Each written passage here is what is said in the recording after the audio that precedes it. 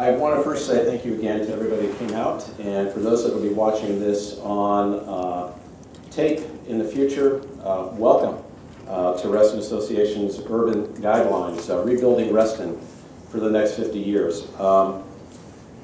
As probably many of you know, we've spent much of 2014 so far celebrating the momentous occasion of Reston's 50th anniversary. And while it's definitely been a feat to commemorate, I think it's just as important for us now to focus on the future plan and what is to come. That's why it's my honor to join all of you tonight and all of you that will be watching in the future to be able to participate in this exciting and very timely conversation about the future of Reston. As you can see from looking around the room, we definitely have taken key players to help keep pace with the community and take steps on our path towards an even more engaging and healthy community. I want to take a moment to thank a few who have made it possible for tonight's event.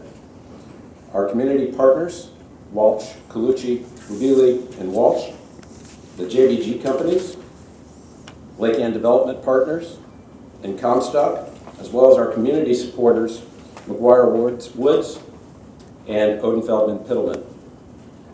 Without your help, we wouldn't be able to put on an event like this, so again, thank you very much. It's greatly appreciated. With Reston's emphasis on walking, biking, public transportation, and social connectivity, we already have a good foundation in place, but it's time to take it to the next level. And we need your help to make this happen with development and redevelopment projects you bring to our community, those that are here from the development community. You're part of that process, so I thank you for those that attended this afternoon and those that are here tonight. In addition to the great ideas that will be generated tonight, both from our partners and stakeholders, it's important for the community to stay actively involved. Phase 2 of the Fairfax County Reston Master Plan is underway and has been underway to help guide the future development of Reston. While each of us have our own connections at the county level, be us developers, stakeholders in the community, Reston Association, what have you, it never hurts to strengthen in numbers. Please mark your calendars as the next community meeting is scheduled for Saturday, November 8th at 8:30 in the morning at the Aldrin Elementary School. This is where the development community and the community at large, as well as all the other stakeholders at the county and state level, will have a direct impact on Reston over the next 50 years. I'm now going to turn over the microphone to Larry Butler, our Senior Director of Parks, Recreation, and Community Resources, to fill you in on tonight's agenda. But before I do that, just one additional comment. Again, thank you for being here. But as always, and I say this often, I see a lot of familiar faces. And I'm really focusing, as I've shared with Mark, it's the 80-20 rule. I see the same 20%, and I really want us to reach out to the other 80%. And we need to do that. So while I want your continued involvement, I want you to do your best to spread the word and get your neighbors, your friends, and associates, whether you work here, live here, or all of the above, even at the soccer practices, spread the word. If you get one individual that you're talking to participate with you, the exponential impact to what we can do as a community is tremendous. So I leave you with that. I challenge you. I welcome you every time to any of our events, but I want to see new faces. I want to see many more new faces. And the only way we can attract that is to make them feel like they're engaged and are having some impact with the community. So with that, I'll turn it over to Larry and fill you in on the rest of the night. All right, thank you, Ken. Good evening, everybody. It's my pleasure. I actually have some notes too. I can't memorize the stuff I have to introduce Mark with, so. But I also want to thank our community supporters and partners who have made this possible, and both for the luncheon we had today and then this evening's meeting. So as Reston gets positioned for its next round of growth through the completion of the Silver Line in Loudoun County and pending redevelopment, much of the planning is occurring right now. So, if the plans are in the county, it's too late to really impact how those designs are, what they will look like, and how the public will react to those once they're in place. So right now is a critical point in Reston's future. And the dialogue that we're having tonight and additional community dialogues are going to have impacts on our citizenry for many years to come. So that's why I think, having this kind of discussion about some planning principles, which Mark will get into some gory detail in just a little bit, are really important. Just last night, the Board of Supervisors approved the County Bicycle Master Plan. A long time coming. I think obviously they're recognizing the changing needs of transportation in this community, but transportation is only part of the picture. The built-in natural environment and the social and economic interactions that happen in these places are keys to a vibrant and healthy community. So tonight's workshop will explore these topics and focus on keeping people moving, interacting, and healthy, but not necessarily in cars, which is, as you well know, the typical mode of suburban transportation. So I hope you'll find the next hour and a half exciting and engaging and thought-provoking, and that each of you will take away something to your workplace or to perhaps to your home with your family and others that you can then implement. Even if it's in a small way, it's a positive step. Now what I want to do now is introduce our presenter and facilitator, Mr. Mark Fenton. Mark is a National Public Health Planning and Transportation Consultant and an adjunct associate professor at Tufts University's Friedman School of Nutrition Science and Policy, and former host of the America's Walking series on PBS. He's the author of numerous books, including the best-selling Complete Guide to Walking for Health, Weight Loss, and Fitness from 2008. He was also a developer of the University of North Carolina's Safe Routes to School Clearinghouse and a facilitator for the Walkable Community Workshop series of the National Center for Bicycling and Walking. And he now provides technical training and community planning as an independent consultant. He was a member of the United States National Race Walking Team from 1986 to 1991 and competed in the 1984 and 1988 Olympic trials in the 50-kilometer, that is 31 miles, race walk. I'll tell you a little bit about that. He received his bachelor's and master's degree in mechanical engineering from MIT, was a researcher at the Olympic Training Center Sports Science Laboratory in Colorado Springs, and manager of Reebok's Human Performance Laboratory. Mark has research publications and articles related to exercise science, physical activity promotion, and community-level interventions. He's a vocal advocate for non-motorized transportation. A lot of people in this room share that. A frequent consultant on bicycle and pedestrian community plans, and a recognized authority on public health issues and the need for community, environmental, and public policy initiatives to encourage more walking, bicycling, and transit use. And I have to say that if he looks a little bit unshaven, it's not intentional. He didn't sleep in. He was very prompt when I picked him up early this morning. But he promised his daughter for Halloween that he would be her sidekick. That's right. And I guess that's part of the gig. So Yeah. it's not an intentional, I didn't shave because Right. of this crowd. Right. He's doing it for his daughter. That's right. So with that, I'll introduce Mark. Thank you so much.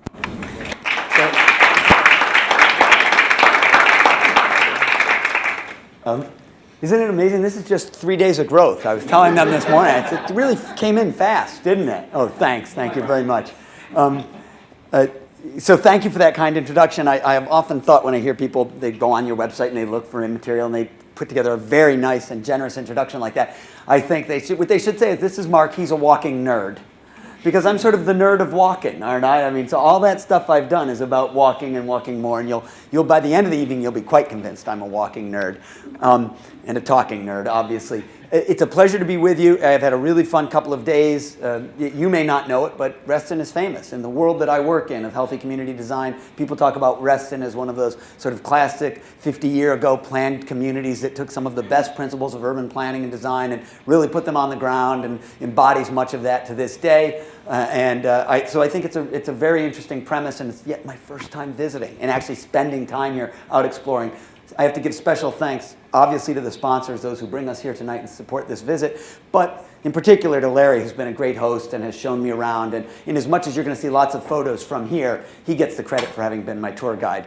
I get the blame for any errors and omissions. He gets the blame for any of the stuff that looks, or he gets the credit for anything that looks good. I'm going to just say that right up front. Having said that, my trip out here, I was in downtown Washington working with the COG, the Washington Council of Governments, which is one of the sort of the regional entities that actually, not unlike Fairfax County with their bike plan or the comprehensive planning documents that have already been alluding to, COG also has a big document or compact that they're in the process of developing called Region Forward. And it's supposed to think on a regional scale, both sides, both states, both Maryland and Virginia, transportation, land use planning, and of course the district, how they affect one another, because quite frankly, none of you are in isolation. You are not in a bubble. What happens over on the Maryland side, what happens in DC, what happens out western Fairfax County, north, south, it's all around, it matters, right? That same traffic is affecting one another, the land use decisions. The only reason I mention that is you've got to have your finger on that pulse, and I cannot possibly give enough credit to the final point, Ken, that you made, which is, if you are the choir, in fact, let me ask this question right now, show of hands, raise your hand. Would you say, Mark, I'm sort of the choir. I'm already on board with this notion that healthy community design matters. Hands up if you think that, okay, good. So why am I even talking to you? Why are we having this conversation? Let's just go eat the healthy snacks and then go get a beer. I think I'm kidding, of course. But the point is that Ken made, quite frankly, is you're not the ones we have to convince. Indeed, my singular job tonight, as it was at lunchtime today for the folks who took the time to join us, is to help bolster your case, give you more ammunition, so that you can go proselytize to the others, people who are on boards, people who are in county government, in state government, I would even argue, that make laws and ordinances and policies and procedures that influence these outcomes very, very heavily. Right? It's very clear they have a huge influence on whether you get this or don't, right? That's who we should be talking to. So talking to one another, not going to move the needle at all. Talking to those people with an evidence-based argument might actually do it. So that's what I'd like to offer to you tonight. My version of the evidence-based argument. I invite you to challenge me. You will not win because I am a scientist and I read the research on that, but go ahead and challenge me. No, she's giving me the dirty look and the arms crossed. She's saying, no, yeah, we'll just see. Maybe you will and maybe you won't. Let me start by first of all, really cool, came out from that Washington COG meeting, took the Silver Line, didn't get caught in that traffic, just zipped along on the train. Train was actually going faster than the cars. Boy, did I feel superior as I was taking pictures and then hopped off the train. And Larry picked me up at the kiss and ride. There was no kissing, just riding. And we started our tour. And it's been great. I'm going to make the case that sticky design, I'm using the term sticky, you'll hear more of it, that sticky design is healthy design, and that healthy design gives a triple bottom line. Not just the benefit of public health, which you're going to hear from me about, because that's my perspective. That's my entry into this. Even though I'm an engineer by training, I come to this discussion from a public health world. In fact, I do a lot of work for the Centers for Disease Control all over the United States, countries that are at very different points on the learning curve, from not just barely starting to think about this to well along, like Reston is. But in every case, we talk about how healthy design is good for the public health of the community, but also confers the benefits of economic health and environmental health. So we're starting to hear the terms people, prosperity, and planet be talked about as a triplet of benefits if we design our communities the quote-unquote healthy way. Right? Now I think that's a pretty big payoff because those are sort of fundamental principles. If you go back and read the essentials of sort of the Reston sort of manifesto, if you will, this is at the heart of it, right? Healthy people, both physically and socially, a healthy environment, and a healthy and robust sustainable economy. That sounds pretty much like what you read in the first paragraph of the first document that you sent me, Larry, when I started to read about 50 years ago what the concept of, what Mr. Simon was thinking of, and what you guys created here, so, and now living. So that's a pretty cool thing. And by the way, I can show examples. Healthy people in town center, healthy businesses in the village centers, healthy planet. There's your wonderfully sustainable gold certified LEED nature center, and that's the kind of thinking that happens in so many different ways and is manifest here physically. But here's the problem. Let's be honest. If we were not in a room full of the choir, and I made this assertion that we can design a community to be healthier, I find I would get the first response, in fact, that I would get from people is, that's a nice idea, but really isn't health a matter of personal responsibility? It's really up to the individual. They either choose to live a healthy lifestyle or don't. And if they don't, well, it's their own fault, and it's unfortunate for them, but there it is. I'm going to suggest to you that we have pretty strong evidence that that's not the case, that there is an environmental influence, that there's a collective influence that goes well beyond the individual's intent, and that it matters a lot, the environment they live in. So I'm going to convince you of that. And then you're going to say, well, if that's really true, then what you're suggesting is you can build an environment where people will be healthier. Can you really do that? If you build it, will they come? That's the classic question. If you build it, can you actually help change behaviors to the better from a health standpoint simply by making environmental and policy level change? And the answer is yes. I'm going to convince you of that. To which you will say, all right, if it's such a good idea, Mark, we are a capitalist society, shouldn't the free market be taking us there? Shouldn't the marketplace of ideas, which is what the free market economic model says, the marketplace of ideas should bring these ideas to the forefront? I'm going to tell you that they are. I'm going to suggest to you that there's a strong and powerful body of evidence that indeed the market is telling us this is exactly what people want. To which you should then say, okay, so how do we get there? And I'm going to say, I don't know, that's up to you. Sorry, but in the end, it's your decision. I mean, I can share with you some ideas, and I'm going to share with you what I see going on around the country, and even some observations from my time spent here. But in the end, I hope we'll discuss that fairly robustly. Because in the end, you'll determine whether it happens here or not, whether the next generation of it happens here, let's put it that way. And by the way, let's be very clear, when we talk about just the public health, just the physical activity, just the simple exercise notion of it, we're not just talking about the people that are out on your trails here walking their dog, or the joggers, the many runners I saw out using your wonderful trails. I'm talking about this guy who, by virtue of simply riding the train and then riding his bicycle to his destination here, wherever he was going from the wheelie station there, he's getting physical activity as a part of that incidental act. And that counts. Let's be clear, that counts. You don't have to necessarily say, I'm consciously going out for an exercise walk to be gaining public health benefit. And that's a fairly central tenet of this idea, that you can design it so it happens, if you will, incidentally. So having said that, I'm going to put some context on the whole it's personal responsibility question by virtue of a little exercise that we did. Those of you, if you did it with me this afternoon, please indulge me. Do it again anyway, okay? Because it's a cool little exercise. So I'm going to actually ask everybody here to close your eyes. Right now, literally close your eyes and picture yourself as a very young child being physically active. Indeed, play your memory tapes back as far as they can go, which in some of our cases is quite a distance, and think back to as young as you can remember being physically active, and picture yourself and think about where were you being physically active, who were you doing it with, what kinds of activities were you doing. Create a kind of a visual context in your mind, in your own mind's eye. Now, as soon as you have that image of some of your earliest fond recollections of physical activity, go ahead and open your eyes, turn to the people at your table next to you and share those recollections right now. Just go right ahead, take 10 or 20 seconds and share recollections.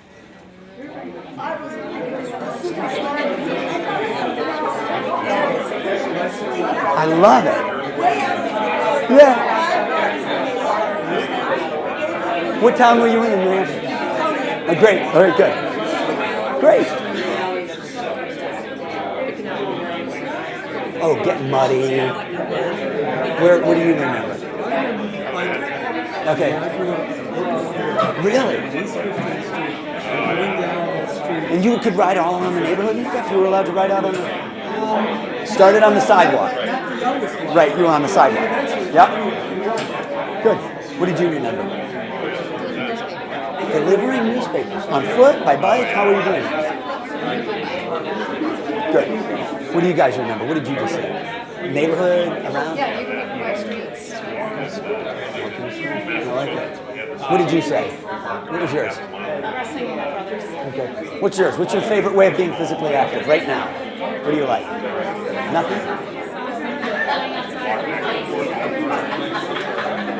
Nothing. What about you? Bike riding. Good. What's yours? I don't know if I asked you before. Yep. Dirty, dirty, dirty. Okay, bring it back in. Bring it in. Now, I know that it'd be much more fun to go get another snack and keep those conversations going rather than listen to me for the next half hour or so, but bear with me, there's a method to my madness. I heard everything from playing in ponds and finding minnows to playing out in the woods to riding bikes to walking to school to delivering the newspaper, neighborhood, lots of different things, pickup games in backyards and neighborhood lots and so on. I'm going to ask a series of questions. I want to raise your hand if your recollections of that period align with the question I'm asking. So for example, how many of you largely remembered activities where you were only with kids of the same age and gender as you? Mostly just with the same age and gender, so some of you. How many remember largely activities that occurred at a scheduled time and place? You had to be at a specific spot at a specific time to do it. How many remember there having to be an adult present to do the activities that you recall from that period? Some of you. How many remember having to have a uniform to do the activity that you either purchased or got as part of a sign-up or something? How many remember there having to be an umpire or a referee for the activities that you recall? Not so many of those. How many remember there being kids of different ages and possibly different genders playing together? So it might have been boys and girls, older and younger kids. Somebody brought their younger brother, they were full-time goalie or full-time catcher for our neighborhood games. We just put them into a job like that. How many remember there not necessarily being an adult present when you were out being physically active? Not How many specifically recalled activities you could not have gotten away with if an adult had been present? Be honest. Lots of you. I'm sure some of the times you were not supposed to be in that water that you were in. I'm quite sure. How many remember activities that involved a wheeled vehicle? A bicycle, a scooter, a skateboard, roller skates, anything like that. So maybe it was something you made yourself. We used to make these go-karts to go down hills. They had no brakes, no steering at all. They were the most dangerous thing we could have possibly constructed. Nails sticking out of precarious locations and all sorts of... They were impalement devices is really what they were. How many remember water being part of your recollection? Swimming in it, fishing on it, skating on a frozen pond, maybe just playing in a neighborhood creek or a pond or a quarry that you were absolutely not supposed to be swimming in. I have that one on my list. Right. How many, if you'll allow me to use a term of art that I think is relevant in this case, remember to some degree or another having been what I call a free-range kid? And if you think about it, you were sort of a free-range kid. Who could disappear on a Saturday morning and be told, come home at lunchtime, or come home at dinner? In fact, in my case, do not come home until dinner. Or in the summer nights, did anybody have the come in when the streetlights come on rule? Does anybody remember that period in your life? Right. So we had a lot of free-range kids in the room. Last two questions are the important ones, so listen closely. How many of you believe the majority of kids growing up today are free-range kids? Growing up in America today, mostly free-range kids. Look around. Just look around. I see no hands up. Last question. How many believe it's good for the health of that generation, that we're raising a generation of robust, healthy, and strong kids by virtue of them not being free-range? Good thing we don't have free-range kids anymore. Hands up for that. Let's think about what we've just said. As recently as a generation or two ago, it's just not that long, a lot of free-range kids. Most of us recall some element of our life that was free-range. We agree kids today are much less so, and we further agree it's probably not good for them, to which I ask one simple thing of every person I speak to in America, because this is my mission: what exactly are you doing about it? And if your answer is nothing, then you better get on a stick, because that's what we have to change. You can talk about everything else that you want to. If we don't rebuild a world for free-range kids, we are not going to solve this problem. Because for me, kids are a canary in a coal mine. They're the indicator species, if you will. If kids can't be free-range, walk to a corner store, walk to a friend's house, walk to school, how are our seniors, who we say we want to allow to age in place?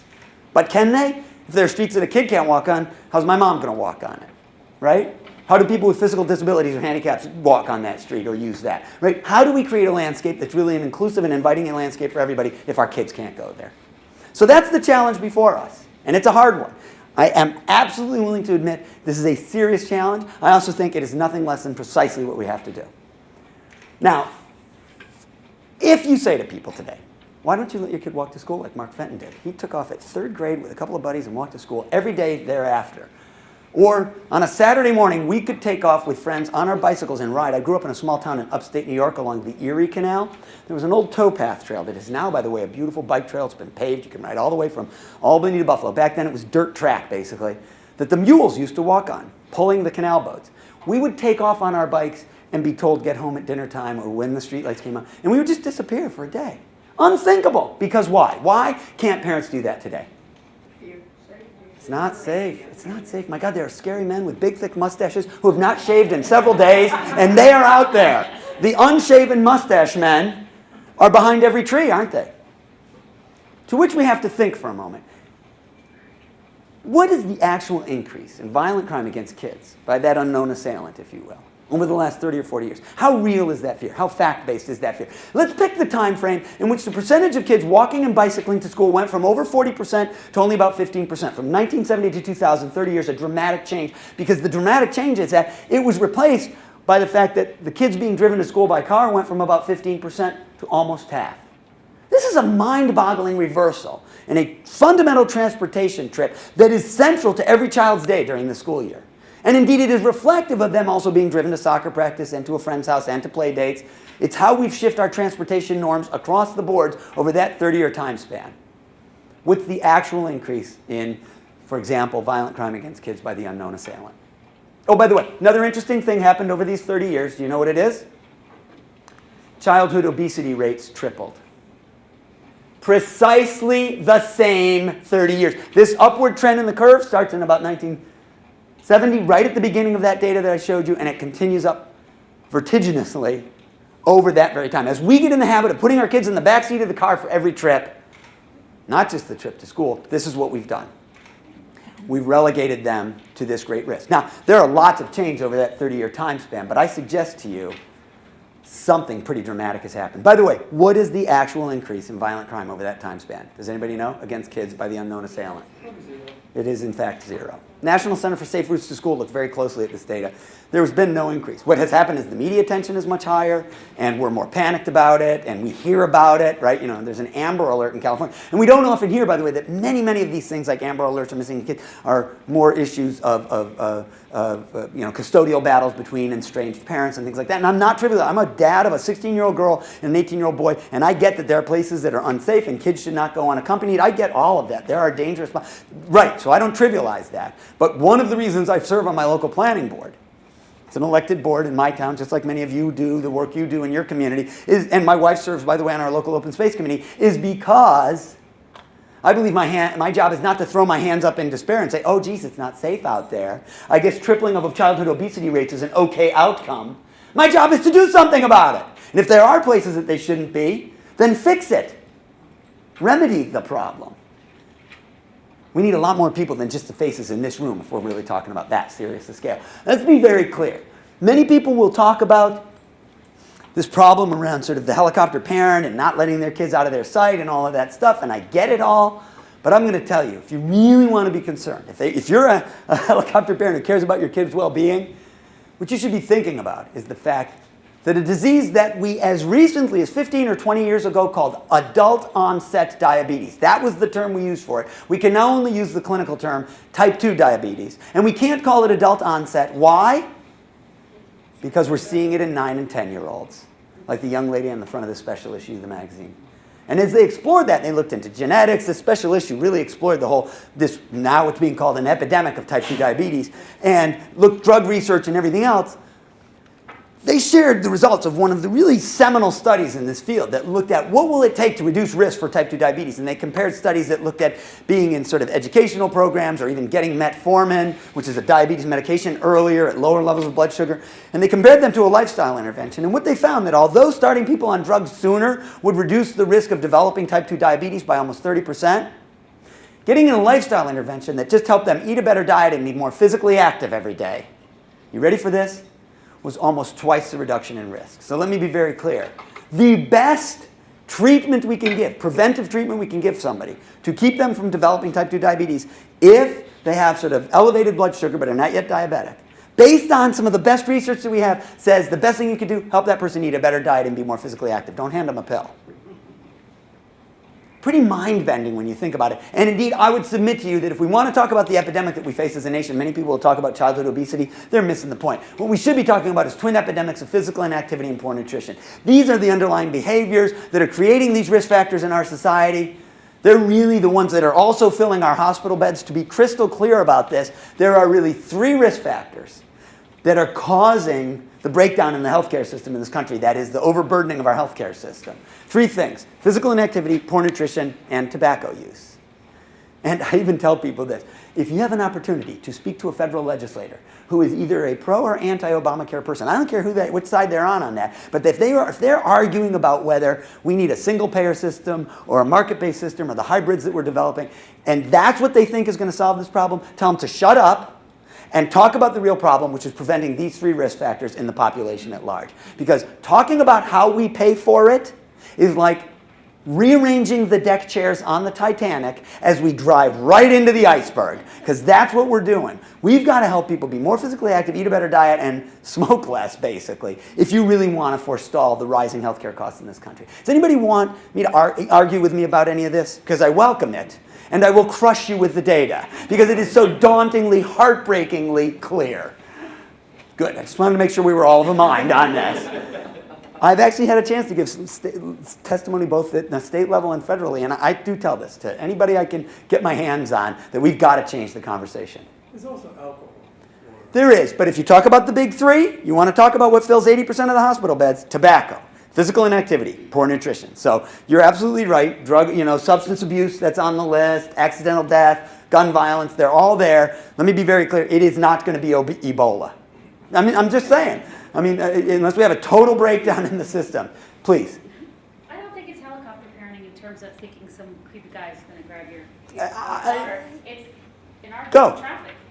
You can't send Excellent. Thank you so much. So she said the thing I'm really worried about is 7-lane wide roads with higher traffic volumes than we all faced when we were free-range kids, much bigger vehicles, higher speeds, right? More vehicles, wider crossings, signal lights that we have to time to move so many cars through at rush hour that the crossing time for a pedestrian is seconds, right? Barely enough. So, an interesting premise from a mom who seems to care. And I believe she's dead right.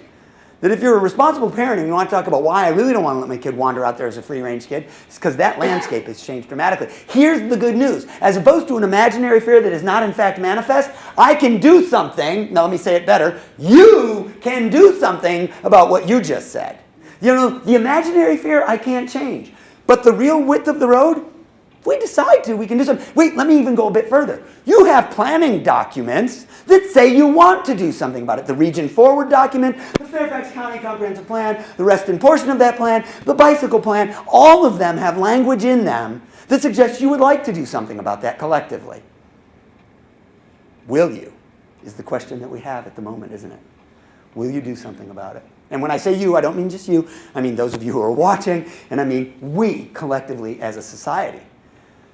Now, I'm going to admit a unique perspective on this. I've put out there that there's this trifold, this triplet of risks, and I'm going to be clear, I'm going to talk mostly about physical activity, not because the other two are not important, okay? It's just that's not on our radar for tonight, and it's also not the focus of my work. The focus of my work is around physical activity. Although increasingly, through my work at Tufts in particular, we're connecting it with the nutrition discussion. So we talk about making more walkable neighborhoods. We say about access to healthy food choices, right? And being able to walk to those or ride a bicycle to those or have transit to those and not have to take 2 transit trips and switch buses just to get to a store where you can buy some produce. Right? So the food piece and the physical activity piece come together. But my background was largely studying exercise science and that kind introduction. Larry sort of laid it out. And in fact, I did the weirdest of all events in track and field. And when I was working at the Olympic Training Center, I was also training out there in that deep end dark. It's the reason I tell people, the reason I will never hold higher elected office than local planning board is because there's photographic evidence that I was a competitive race walker, and here it is. It's a little scary. It shows that I did do it back in my deep dark halcyon days, and there's of course, it was so long ago that we only had black and white photography. That's how that dates it. And the other giveaway as to the time is that those shorts were actually in style back when I was competing. This being the 1920 National Championships. Many will ask Fenton, why race walking? Of all the events you might have tried, why did you choose to be a race walker? It's obvious when I show you the next photo. It was, of course, the huge crowds that showed up at our competitions. This being the start of the 1984 Olympic trials in the 50-kilometer race walk, which is a 31-mile event.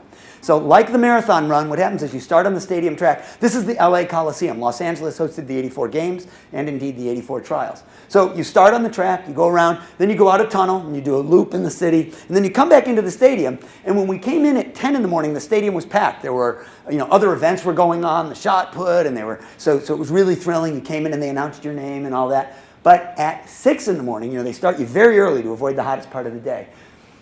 You can see, if you look very closely, my mom and dad right over here. And I told the guys this morning, that's really them. That's not digitally altered. That's Joan and Rich. And my mom is like this. She's, way to go, sweetheart. Look, at just 30 miles to go, honey. Thanks, Mom. That's just what I needed to hear. Heading off on my 30-mile jaunt. Bless their souls. They were very supportive. I was very lucky. I've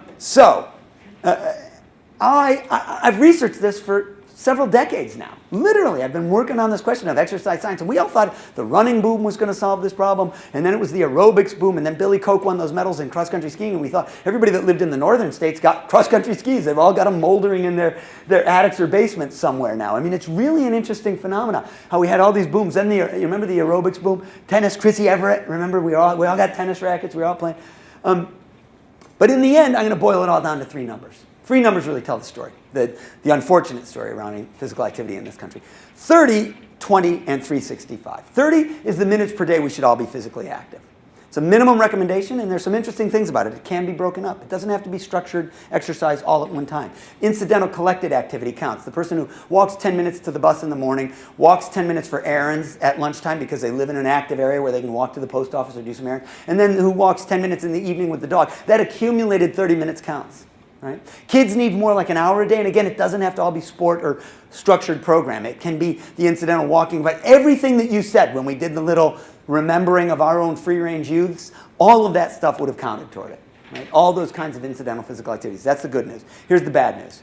Fewer than 20% of Americans actually meet that guideline through what we call leisure time physical activity, consciously going to the gym, exercising, training for a marathon, doing one of your great triathlons. I'm psyched. I'm glad you have those activities, but they're serving a fraction of the population, and we all know that to be true. There's pretty good evidence on this. Centers for Disease Control, if you ask them, would say, well, no, I think more like 40% of Americans meet the guidelines. That's based on a thing called the Behavioral Risk Factor Surveillance System. It's a big random digit telephone study that they do, a survey, in which they are asking for self-report physical activity, and here's the grim news on that. We know people tend to tell you what you want to hear when being surveyed. So to be very clear, right, people tend to say they exercise more and eat more fruits and vegetables, and when you're talking on the phone to them, listen to this, they tend to be taller and weigh less than if you actually go measure it. I'm not making that up, that's true. So what we really know is when they measure objectively, this number may be as little as 5 to 10% of society actually meeting the recommendation. Okay? That's pretty grim.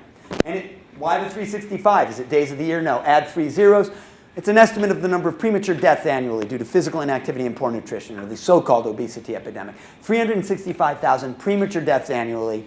The only thing that kills more of us prematurely is tobacco, at well over 400,000 deaths.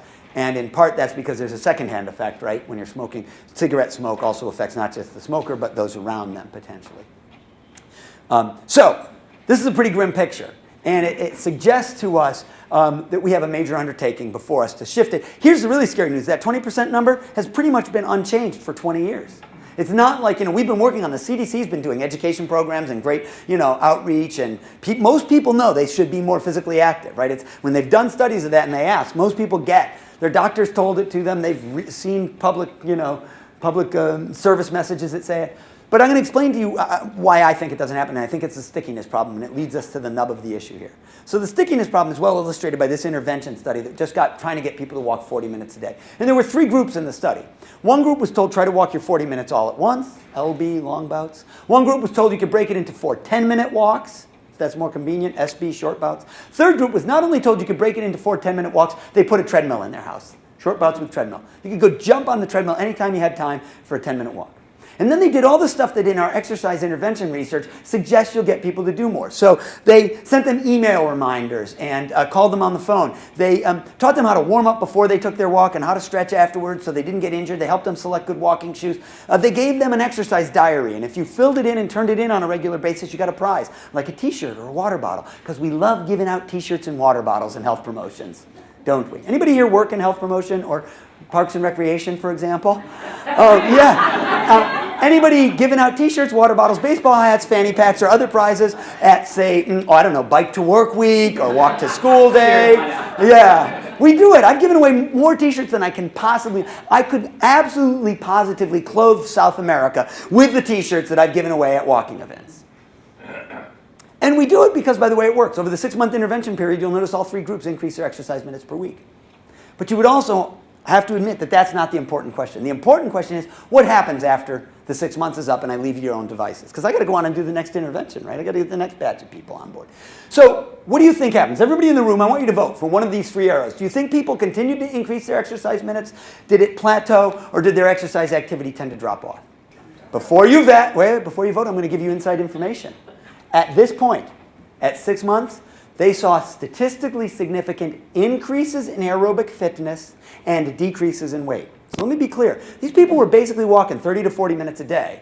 And just from that, over a half a year, they began to lose weight and get more fit. It's a really nice outcome. That's a really good result from the research. So now, what do you think? Everybody vote for one of the 3 arrows. How many think they continue to increase their exercise minutes? No. Thank you for your optimism, sir. Remember that guy, because he's the optimist in the room. How many believe that they at least maintained it, that it plateaued? How many people, okay, 6 months must have been long enough to get the positive. Thank you, Kirsten says so. And then how many believe it dropped off? Oh, you guys have such a crummy attitude. Even the lame people that are only voting like this. There's some people that are doing this, like, I don't want to really, I'm being a kind of a wiener about it. You at least put it up there. I think it's going to drop off. Thank you. What's that? It's called realism, right? If we have optimism, he suggests. Well, here's the really bad news. I should send you all out the door with your tails between your legs, except for one thing, which is, of course, that you're right. We don't have lots of these studies. You know, lots of NIH-funded studies and stuff like that, they end right here. We declare victory. We say, see, exercise is good for you. Just walking 40 minutes a day, these people lost weight. They got healthier. We got them hooked. But we didn't get them hooked. Indeed, it wasn't a permanent change. Here's what the takeaway from this is. We know how to elicit a short-term change, but it doesn't stick. Hence the stickiness problem. How do I get this behavior change to go like that? Because what I want to do is help you be more active and then help you be that way for the rest of your life, right? What do we do to create more stickiness? This isn't enough. There's a stickiness problem. And the answer is we have to do more than just tell people exercise more, it's good for you, and teach them how. That's the individual piece of the pyramid, if you will. But what we now know from lots of research in this field, from behavioral psychologists and so on, that you actually have to have other factors, other influences sending people in the same direction. Indeed, their family and friends, their school, their workplace, maybe their healthcare provider, the design of the community, the literal physical layout, the physical environment, and public policies all have to steer you in the same direction. Can anybody tell me a health behavior that we have changed dramatically in society over the last couple of decades? It's an unhealthy behavior, actually, that we've changed dramatically by virtue of not just focusing on the individual, but using all of the tools in the socio-ecological model. What would be the best example that you all know of? Cigarettes, absolutely. Absolutely tobacco use. We don't just say, don't smoke, it's bad for you, here's your nicotine patch.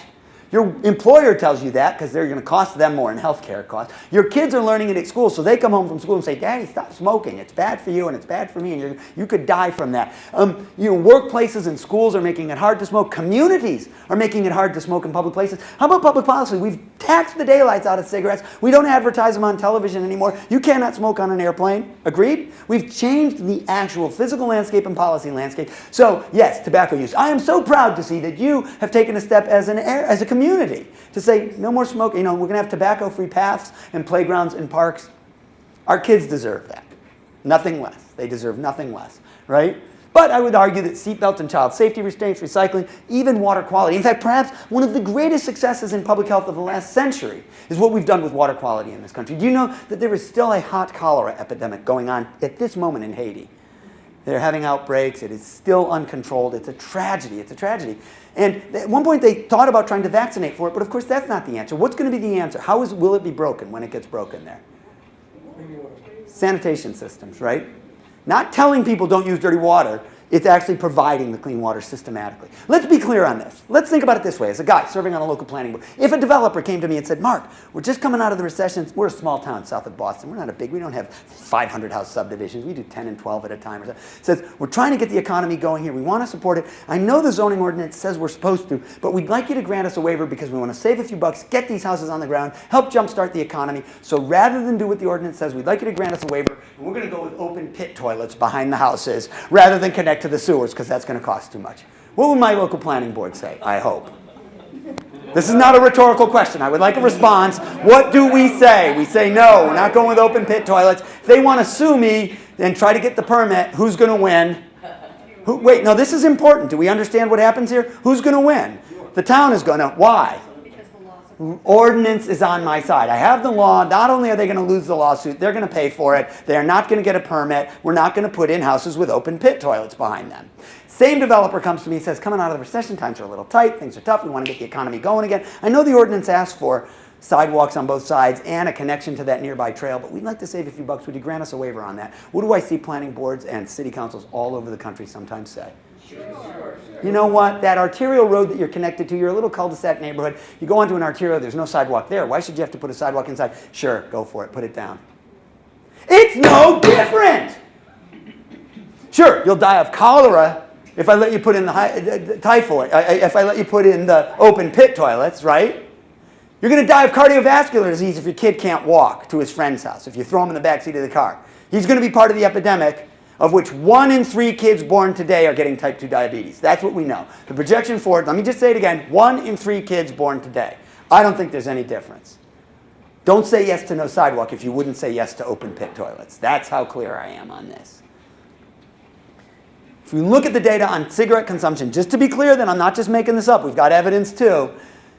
One of the great socio-ecological successes of the last century, we knew cigarettes killed us back here in the 50s and 60s. This is per capita cigarette consumption over the last 100 years, basically. They killed us here. We only get the downturn in the curve, though. Not when we told people don't smoke, it's bad for you, but when we made it hard to smoke in public places, stopped allowing smoking on airlines, stopped advertising on television, taxed the daylights out of the product. That's when we changed the norms. Everybody clear on this? That's the premise of social ecology. We got lots of examples like those I've just shared. To be very clear, people will get to this point in the conversation and they say, so what you're saying is we got to change the environment, Mark. We should put treadmills in every workplace. Everybody should have a fitness center and every basement should have a treadmill. I just showed you the study that said the treadmills at the end of the study, remember, had wet laundry on them. Remember the curve that went like this and then like that? But they were the highest of all three. Right. So do you consider that success? No. Okay, just want to make sure we're clear. It's not success. Here's what happens. I want to be clear on this. So often we'll do a study like that and people will tell the anecdotal story of the guy who's off his diabetes meds or the person who lost their 70 pounds. 1 out of the 500 in the study is an anecdote. That's not what the evidence is. What the evidence is that the trend was going downward. It didn't stick. I want us to be clear. You're right. And what that suggests is it's a little glimpse into the notion that maybe the environment, because having a treadmill in your house changed the environment at least a little, right, is a piece of the puzzle. That's what it suggests. But I don't think this is going to do it for more than 10 to 20% of our society that has shown that inclination to structured exercise. Because that's what we think it is. I think in the ballpark number, it's about 20% of Americans will train for the triathlon, go to the gym, take a class. Bless their souls. My wife is one of them. I mean, religious gym goer. It's great. And I'm a somewhat religious exerciser. I'm not the target, quite honestly. I'm willing to admit Larry and I are not the guys we're trying to get. Fair enough?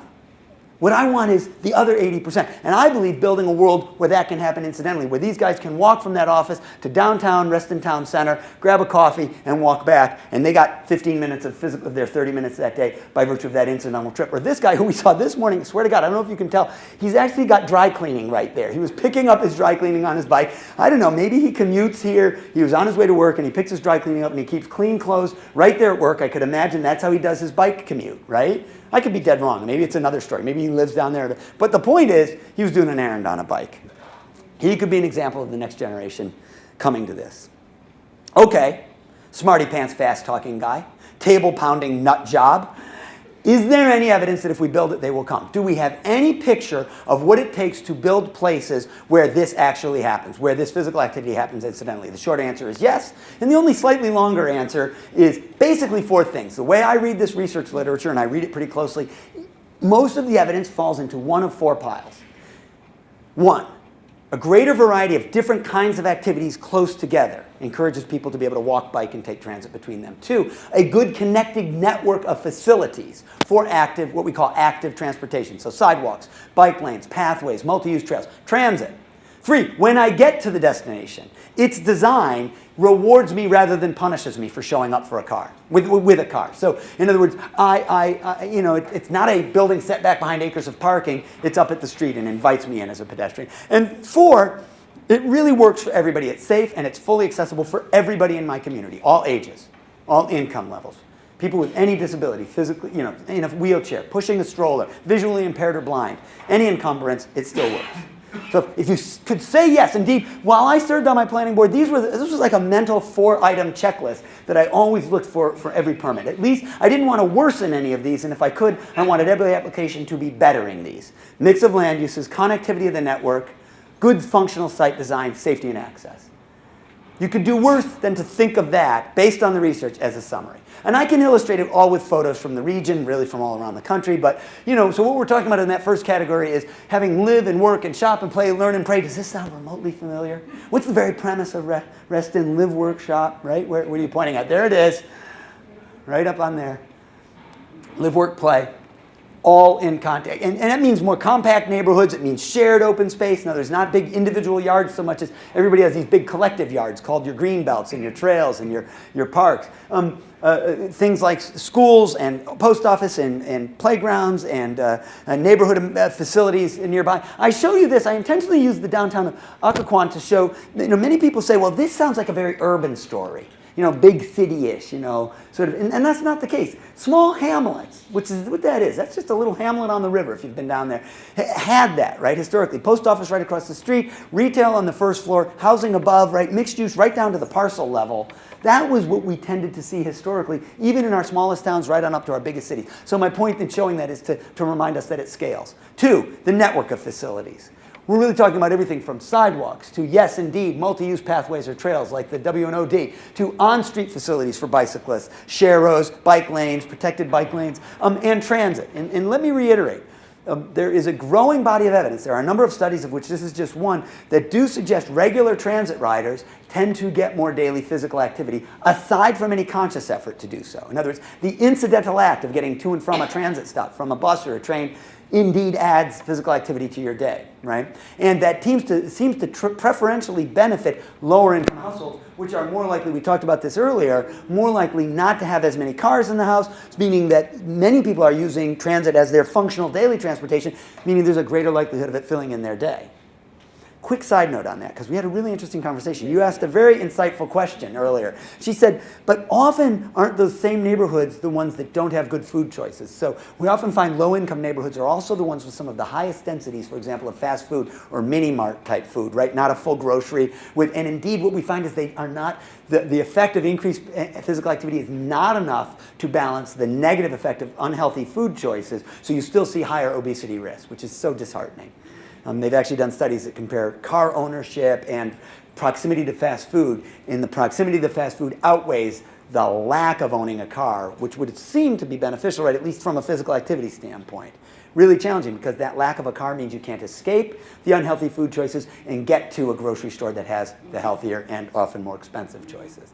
So it's really a complex web of challenges that we create for ourselves when we don't create this.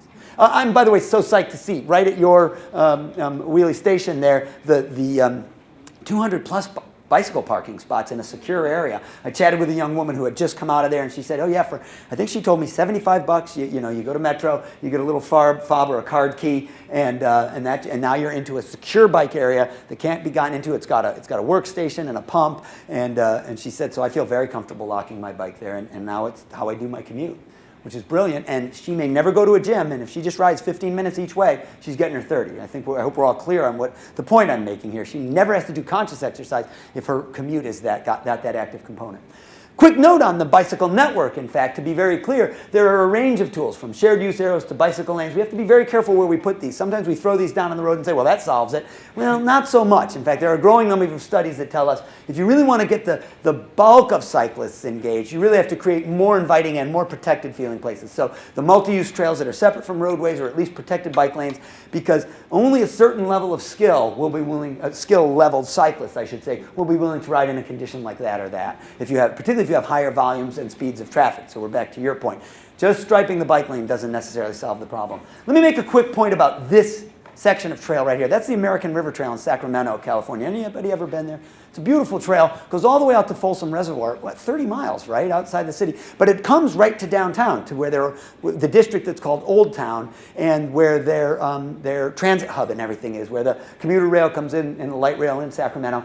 Interestingly enough, the last 2 miles of the trail they were able to finish was this portion that got you right to downtown. It was some of the hardest right-of-way to get. They had to deal with the elevated expressway and stuff like that. And you might say to me, Mark, why aren't you showing us one of the gorgeous pictures of that trail in that riparian environment along the river further out? Because I think these are the most important 2 miles of the trail. Right? Why? Why is it so important? I want to hear. Last mile solution. Yeah. It's the piece that actually lets people take a trip, use it for a functional daily trip. Indeed, this guy is commuting to work on that trail.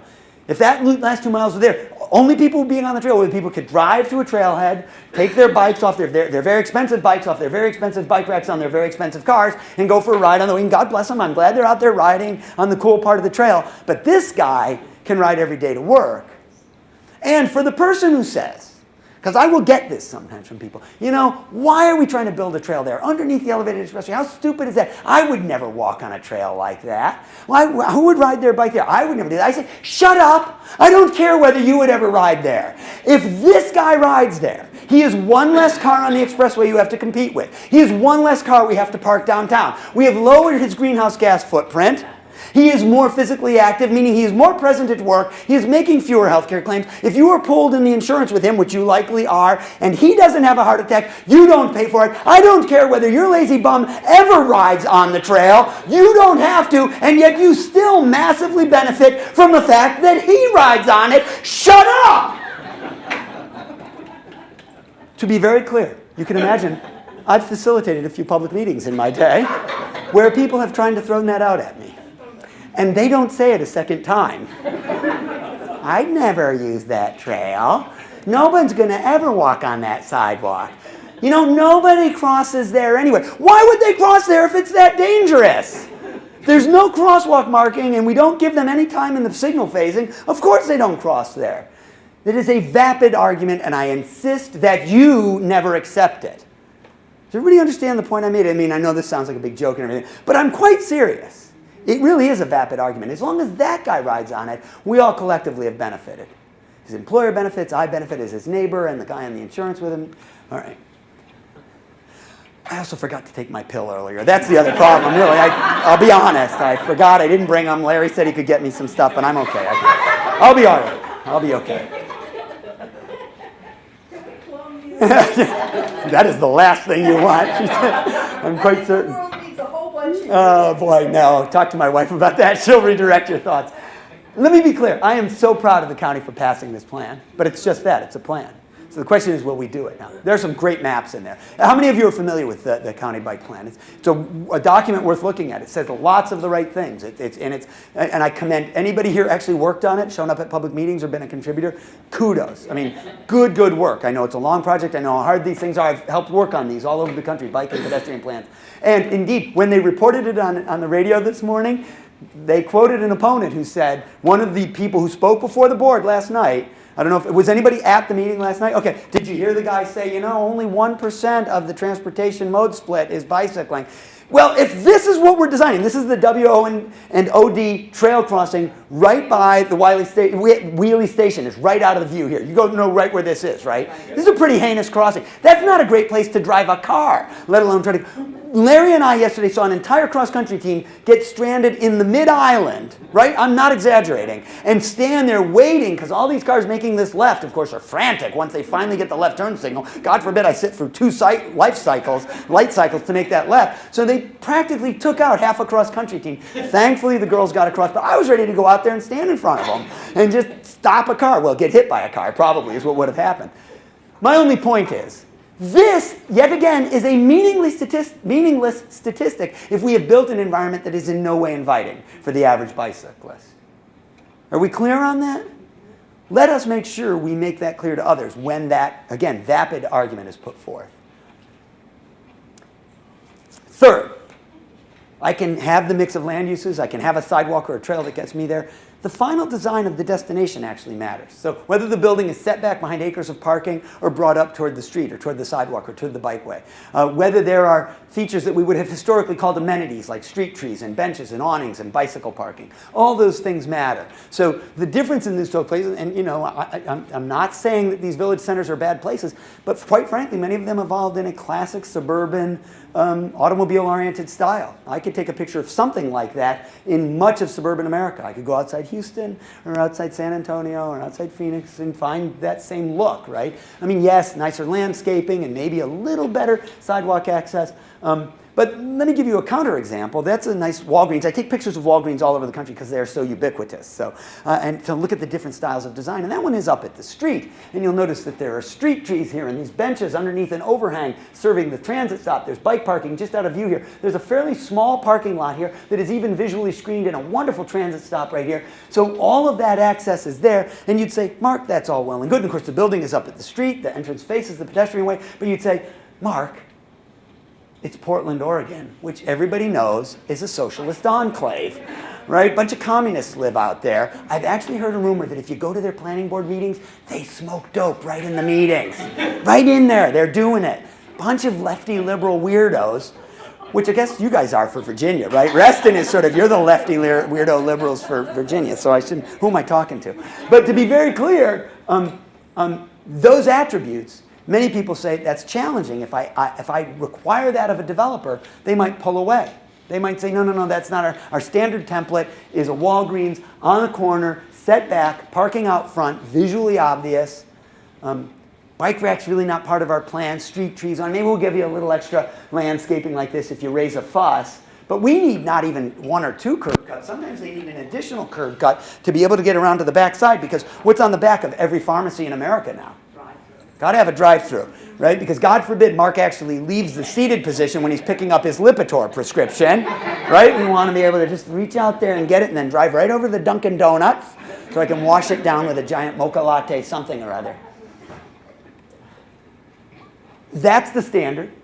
If they come in and offer that as part of their application, and I am the board member who says, I really want it up at the street, I want you to make these changes, and they threaten, they say, we're just going to take our application and go somewhere else. What am I going to get branded? I'm the guy who's against economic growth. You're the anti-growth guy. You're going to undermine economic well-being in the community by putting these onerous and unnecessary requirements on Walgreens. So what's the best solution? What makes it much better? How do I avoid that problem? Because that's, by the way, exactly what happened out in Neenah, Wisconsin, a decidedly not communist enclave in the middle of Wisconsin. This is not Madison, right? It's out in the middle of Wisconsin, perfectly normal people there. And they said yes because they got that threat and they said, okay, well, we want the development, we want it to happen, so there it is. What might give me the alternative? This is an important question, not a theoretical question, and I'm asking you quite specifically. Should you get more revenue if you have like a parking and other amenities? Perhaps, but hold that thought. I'm with you. How do I get it, though? What makes it more likely to happen when I'm working with the developer, I'm sitting on the board? What's the easiest way to get these outcomes? Actually have your ordinance say so. If you have a build to rather than a setback line, if you reduce the parking requirements, right? If you say, I will reward you for adding the bicycle, pedestrian, and transit by reducing the size of the parking lot and therefore all the stormwater handling that you would have to do, which costs a lot of money, by the way. From an engineering standpoint, all that stormwater handling that happens underground is really expensive. So I can do a bunch of things that gives me this. Appleton, Wisconsin is right next to Neenah, also not a communist enclave. They got that lovely Walgreens up at the street trees, awnings. Bicycle parking, a very small parking footprint. In fact, the town, worked with the developer here to count municipal parking, on-street parking, and other toward their required total. And they got a wonderful Walgreens. And they said they were doing it because they wanted to maintain the character of their very walkable and desirable downtown. Kudos to them, right, for hanging in there on that. On the night of the public hearing, if I could have the ear of the board, the county board that's going to give this permit, right? And indeed, in that night, so we're about to have the hearing, we've got it in the ordinance, and Walgreens says, we don't want to do all this stuff. I know you asked for it. This is our standard template. If you don't give us that, we're going to pull the permit. So you're having the hearing. You're trying to decide, board's going to vote. What would help the board members stick to the guns, because you've now changed the ordinance. It already says the right stuff. They're asking for the waiver to do the standard thing. What would help the board stick to their guns? People show up. Dang straight. If we went like this, if during the public hearing, when the microphone's open, I say, hi, Mark Fenton, 25 Crescent Ave. Thank you very much, Mr. Chairman, for the opportunity to testify. I'd just like to remind the board that although every American adult should get 30 minutes of physical activity a day and kids should get 60 minutes, fewer than 20% of Americans actually do so, leading to 365,000 deaths, premature deaths a year, and untold cost in health care. I urge the board to stick to your guns and require the design that is part of our ordinance and that you are asking for, because I want this to be a Walgreens that my 14-year-old daughter who doesn't drive yet and my 75-year-old mom who doesn't drive anymore can safely navigate and get to without having to play Frogger across a driveway to get to the front door. Thank you very much for the good work that you're doing in making this, by the way, a Walgreens that I will be happy to shop at and spend my dollars at if it's designed well. But if it's only designed for an automobile, I'm going to have trouble coming to as a patron. Thank you very much. How was that for good testimony? Did you notice? I didn't bang the table once, scream or shout, blame anybody, call anybody a butthead, or, right? I say that because having served as a planning chairman, I love it when people give that kind of testimony. So I suggest to you that you are the usual suspects who already go to the meetings and do this, right? right? Okay.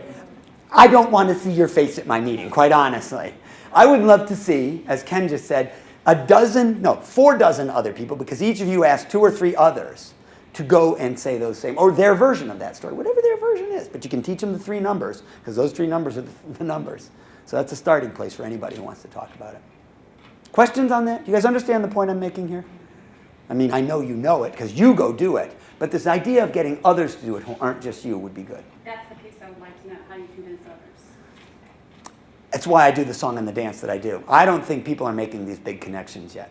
I don't think they're recognizing that we're raising a generation of kids, 1 in 3 of whom will have type 2 diabetes. That we're talking about a landscape that is so badly designed for routine physical activity. That's why I make you do the little free-range kids exercise to start. I'm trying to help people remember what they grew up doing and suggest to them that their kids and grandkids could do it again if we just got a lot more thoughtful about this stuff.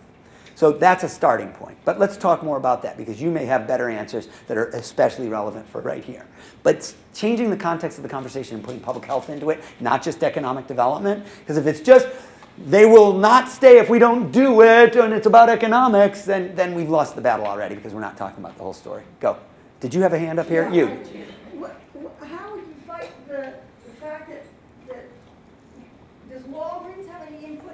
Because they would say, oh, put the big parking lot in, we're going to do a lot more business because cars can get in here. Well, it's funny. I used to think that. That used to be true, but I've got enough pictures of these from all over the country that suggest to me that they, which we used to think of, them, the Walmart, the Walgreens, the Barnes & Noble, the whoever, that dialogue's changed a lot, right? I mean, you know, they're in a different place now. Yeah. I got examples of Walmarts that don't have giant parking lots. Walmarts that don't have giant, including the one over in Tyson's Corner. That's, you know, or the one in downtown D.C. Right? Have you guys seen the one that's right off of First Avenue, a stone's throw from Union Station? You been there? It has a bike share station. And it has a bike. The most dominant architectural feature, let us be clear, is not a giant surface parking lot. It is the city bike share station that is right in front of it. What is it? DC bikes? What are they called? Capital Bikes. That's right. Right in front of it. And by the way, another bike rack, which was full when I took it. I'm going to show you a picture of it in a minute. So the short answer is the conversation is changing. You asked the right question. So let's be clear. We've got to give these guys, elected and appointed officials and staff, the cover, because if we're going to ask them to stick their necks out, we got to be there for them. Yeah, because DC said no.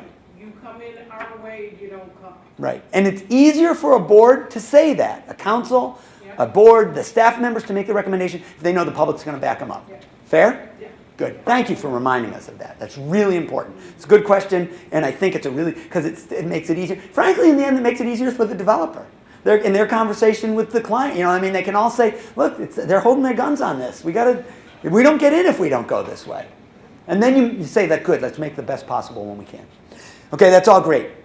I've got the Walmart. It's down the street. It's up at the sidewalk. There's a sidewalk that gets me there, so I get the mix of land uses. I got all 3 of Mark's criteria. If I feel like I'm going to get run over halfway there, I'm still not going to walk or ride my bike, right? So it's got to be safe and accessible. And this alludes to the fact that I am an engineer by training, and I'm going to tell you my colleagues in engineering have come up with unbelievably elegant solutions that allow bicycles, pedestrians, motor vehicles, and transit to coexist in the roadway landscape in a way that we never thought possible because we never asked for it before. Here's a quick example. See this median island up here? This is out in Redding, California. It just happened to be, it was a good shot of it. But I have these all over the country. Why is the pedestrian forced to angle to the right as she walks through the island in the middle there? So she's walking across the street, and then suddenly in the island, she's forced to angle right before she can complete the crossing task. Why would you make her do that? Are we punishing the pedestrian?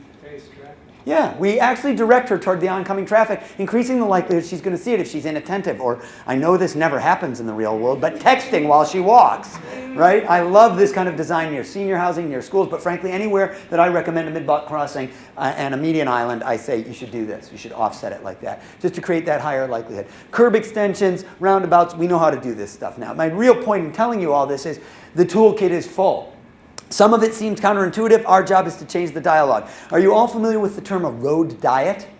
You actually have had some. Hands up. I just want to see who here has heard it. Okay, not everybody has. Let's just be very clear. This is a 4-lane road in Urbana, Illinois, where they had a huge problem with left turn collisions. That is, somebody would slow down to make a left, and either they'd get rear-ended, or somebody would try to go around them, creating a delay or even a collision in the right lane. And even worse, trying to cross 2 lanes of oncoming traffic. If the first car yields, but the second one does it, we call it a multiple threat, you can end up with a collision over in this lane. It's very common in 4-lane alignments. You don't have lots of these around here, so it's not relevant, of course. I say sarcastically. So they decided when this road came up for repaving, they did the analysis, and they realized, holy cow, a 3-lane alignment would actually perform as well, carry as much traffic, and eliminate an entire class of collisions that simply don't happen when I don't have 2 lanes of oncoming traffic. So we create a center turn lane, 1 lane in each direction, and now I have room for bike lanes, and I can put in median islands with that pedestrian offset. Have you seen any roads like this in Reston area? Soapstone? Lawyers? Right? Lawyers in Soapstone, wonderful, really nice, changes the character of the road. I'm going to tell you that from the engineers I've talked to, they say the drivers are more comfortable once this is all said and done. Because opposed to trying to cram 4 lanes into a too narrow corridor and having all that friction of oncoming vehicles coming right toward each other, I've now got a center turn lane that buffers the 2 opposing lanes of traffic. It allows for the left turn, and I get room for the bike lanes, which buffers pedestrians who are over on the sidewalk too. So it's a big win all the way. To be very clear, I was over in Greenbelt the last couple of days working with the COG, as I was telling you before, and at one of the roads, I think this is called Metro Access Road or something like this, right near the Greenbelt Metro Station, they did a road diet on the road, and in so doing, they were then able to use a roundabout at what was a previously horribly failing signalized intersection, huge backups at peak hour. But the roundabout's actually performing better. They've eliminated lots of collisions. Remember, you've got lots of buses pulling in and out of a metro station like that. So the left turn movement, they've now got a roundabout that buses navigate perfectly well. I got a school bus there doing it. And the mayor there said this has been, despite everybody's cries that it would never work, actually a smashing success. And the engineers say that. They say from a purely analytic standpoint, it's performing better, moving as much traffic smoothly, fewer delays. I'm so sorry the quality of this picture, but you have, I think, plenty more roads in Reston that you could do this on. And I'm not even talking about the big corridors, but Colts Neck struck me as one that looked like it could. And again, you know, if you think about how you'd allocate the paint, it'd be something like this. And apologies for sort of, again, the fuzziness of the photo. But you could imagine, you know, a bike lane on either side, center turn, and then the center turn lane, the light alignment, Larry was pointing this out, it actually would work better when you come up to the intersection rather than the 4-lane alignment there. You'd line up for the left turn, you'd have a dedicated light for that left turning movement. I suspect you could come up with a handful of these that would be intermediate steps to then addressing the big roads.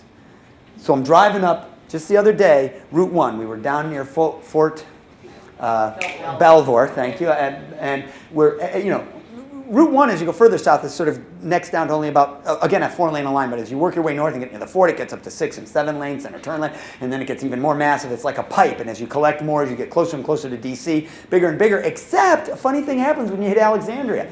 It skinnies back down again, and they've stuck a bus lane in the middle, an express bus is in the middle, and it actually got smaller again. How did they do it?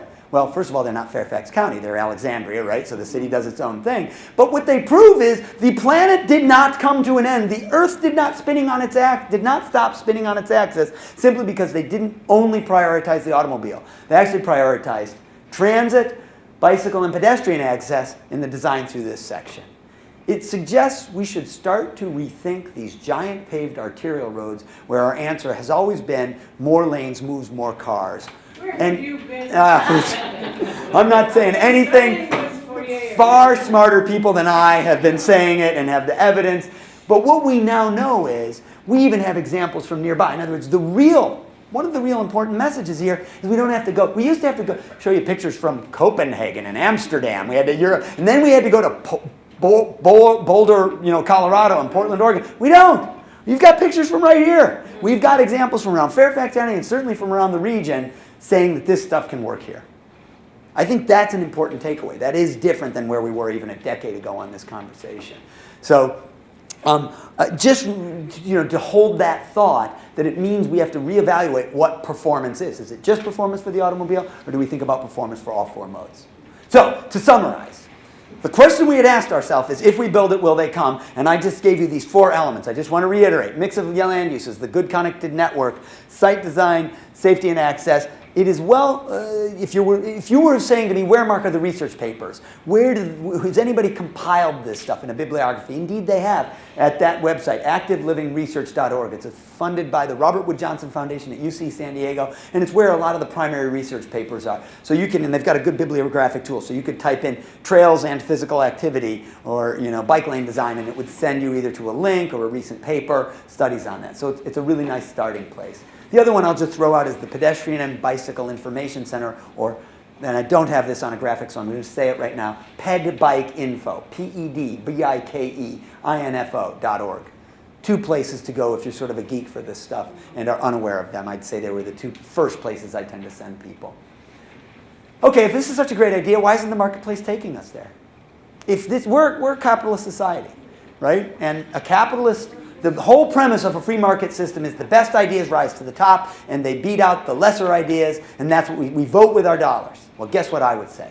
That's exactly what we're doing, and it's a very clear picture that walkability, bike friendliness, transit friendliness matters. People are looking for it. We had a really juicy discussion today. We had realtors and developers and architects and engineers in the room. And they were the one, before I could get the slides up, they were all saying, oh, you know what I'm finding, right? Kate, am I making that up? They were telling us, oh yeah, this is what people are looking for. A woman who's a realtor said, people are regularly asking me, how close am I to the W&OD trail? Am I on one of the pathways? Can I walk my kid to school from this house? Right, as I'm looking at it. So there's one of the cool studies was done by a group called CEOs for Cities. It's a nonprofit sort of business leadership and development organization. And they actually have a paper called Walking the Walk, How Walkability Raises Housing Values in U.S. Cities, where they actually use the walk score. Now, has everybody heard of walk score? Who's aware of the website? Just, again, hands. So I haven't said, okay, so some of you haven't heard of it. So website, all one word, WALKSCORE.com. And you can put in any address in North America and get back, so Canada too, and get back a score from 1 to 100 for the walkability based largely on the proximity of different land uses. So how close is a coffee shop, restaurant, cafe, school, park, playground, shopping, okay, different types of shopping, school, churches. And the point is this, it is an imperfect instrument. It doesn't account for the quality of the network, site design, safety and access. Those other attributes that I've said are the 4 that matter. But just based on mix of land uses alone, which shows up in a lot of studies, they found higher housing values in areas with higher walk scores. And they match compared houses that are the same size, to be very clear. Same number of square feet, same number of bathrooms. So they weren't comparing 1,100 square foot bungalows to 3,500 square foot McMansions. They were comparing the same houses. And the higher your walk score, the higher the value of the house. Other studies have said they sit on the market for less time. And further, other studies have shown that during the recent foreclosure boom, during the downturn in the housing market, those which sustained value best or saw the lowest rate of foreclosure were the most walkable and transit-served communities. Is that shocking to anybody? Think about it. Those were the places where people had the discretionary income that as their budgets tightened, they could shift out of their car. When gas got to $4 a gallon, they could choose to walk, to bike, to take transit. So the studies suggest there was a little more flexibility in even household incomes, household sort of budgeting in communities where you had that higher walk score. So, these are just 2.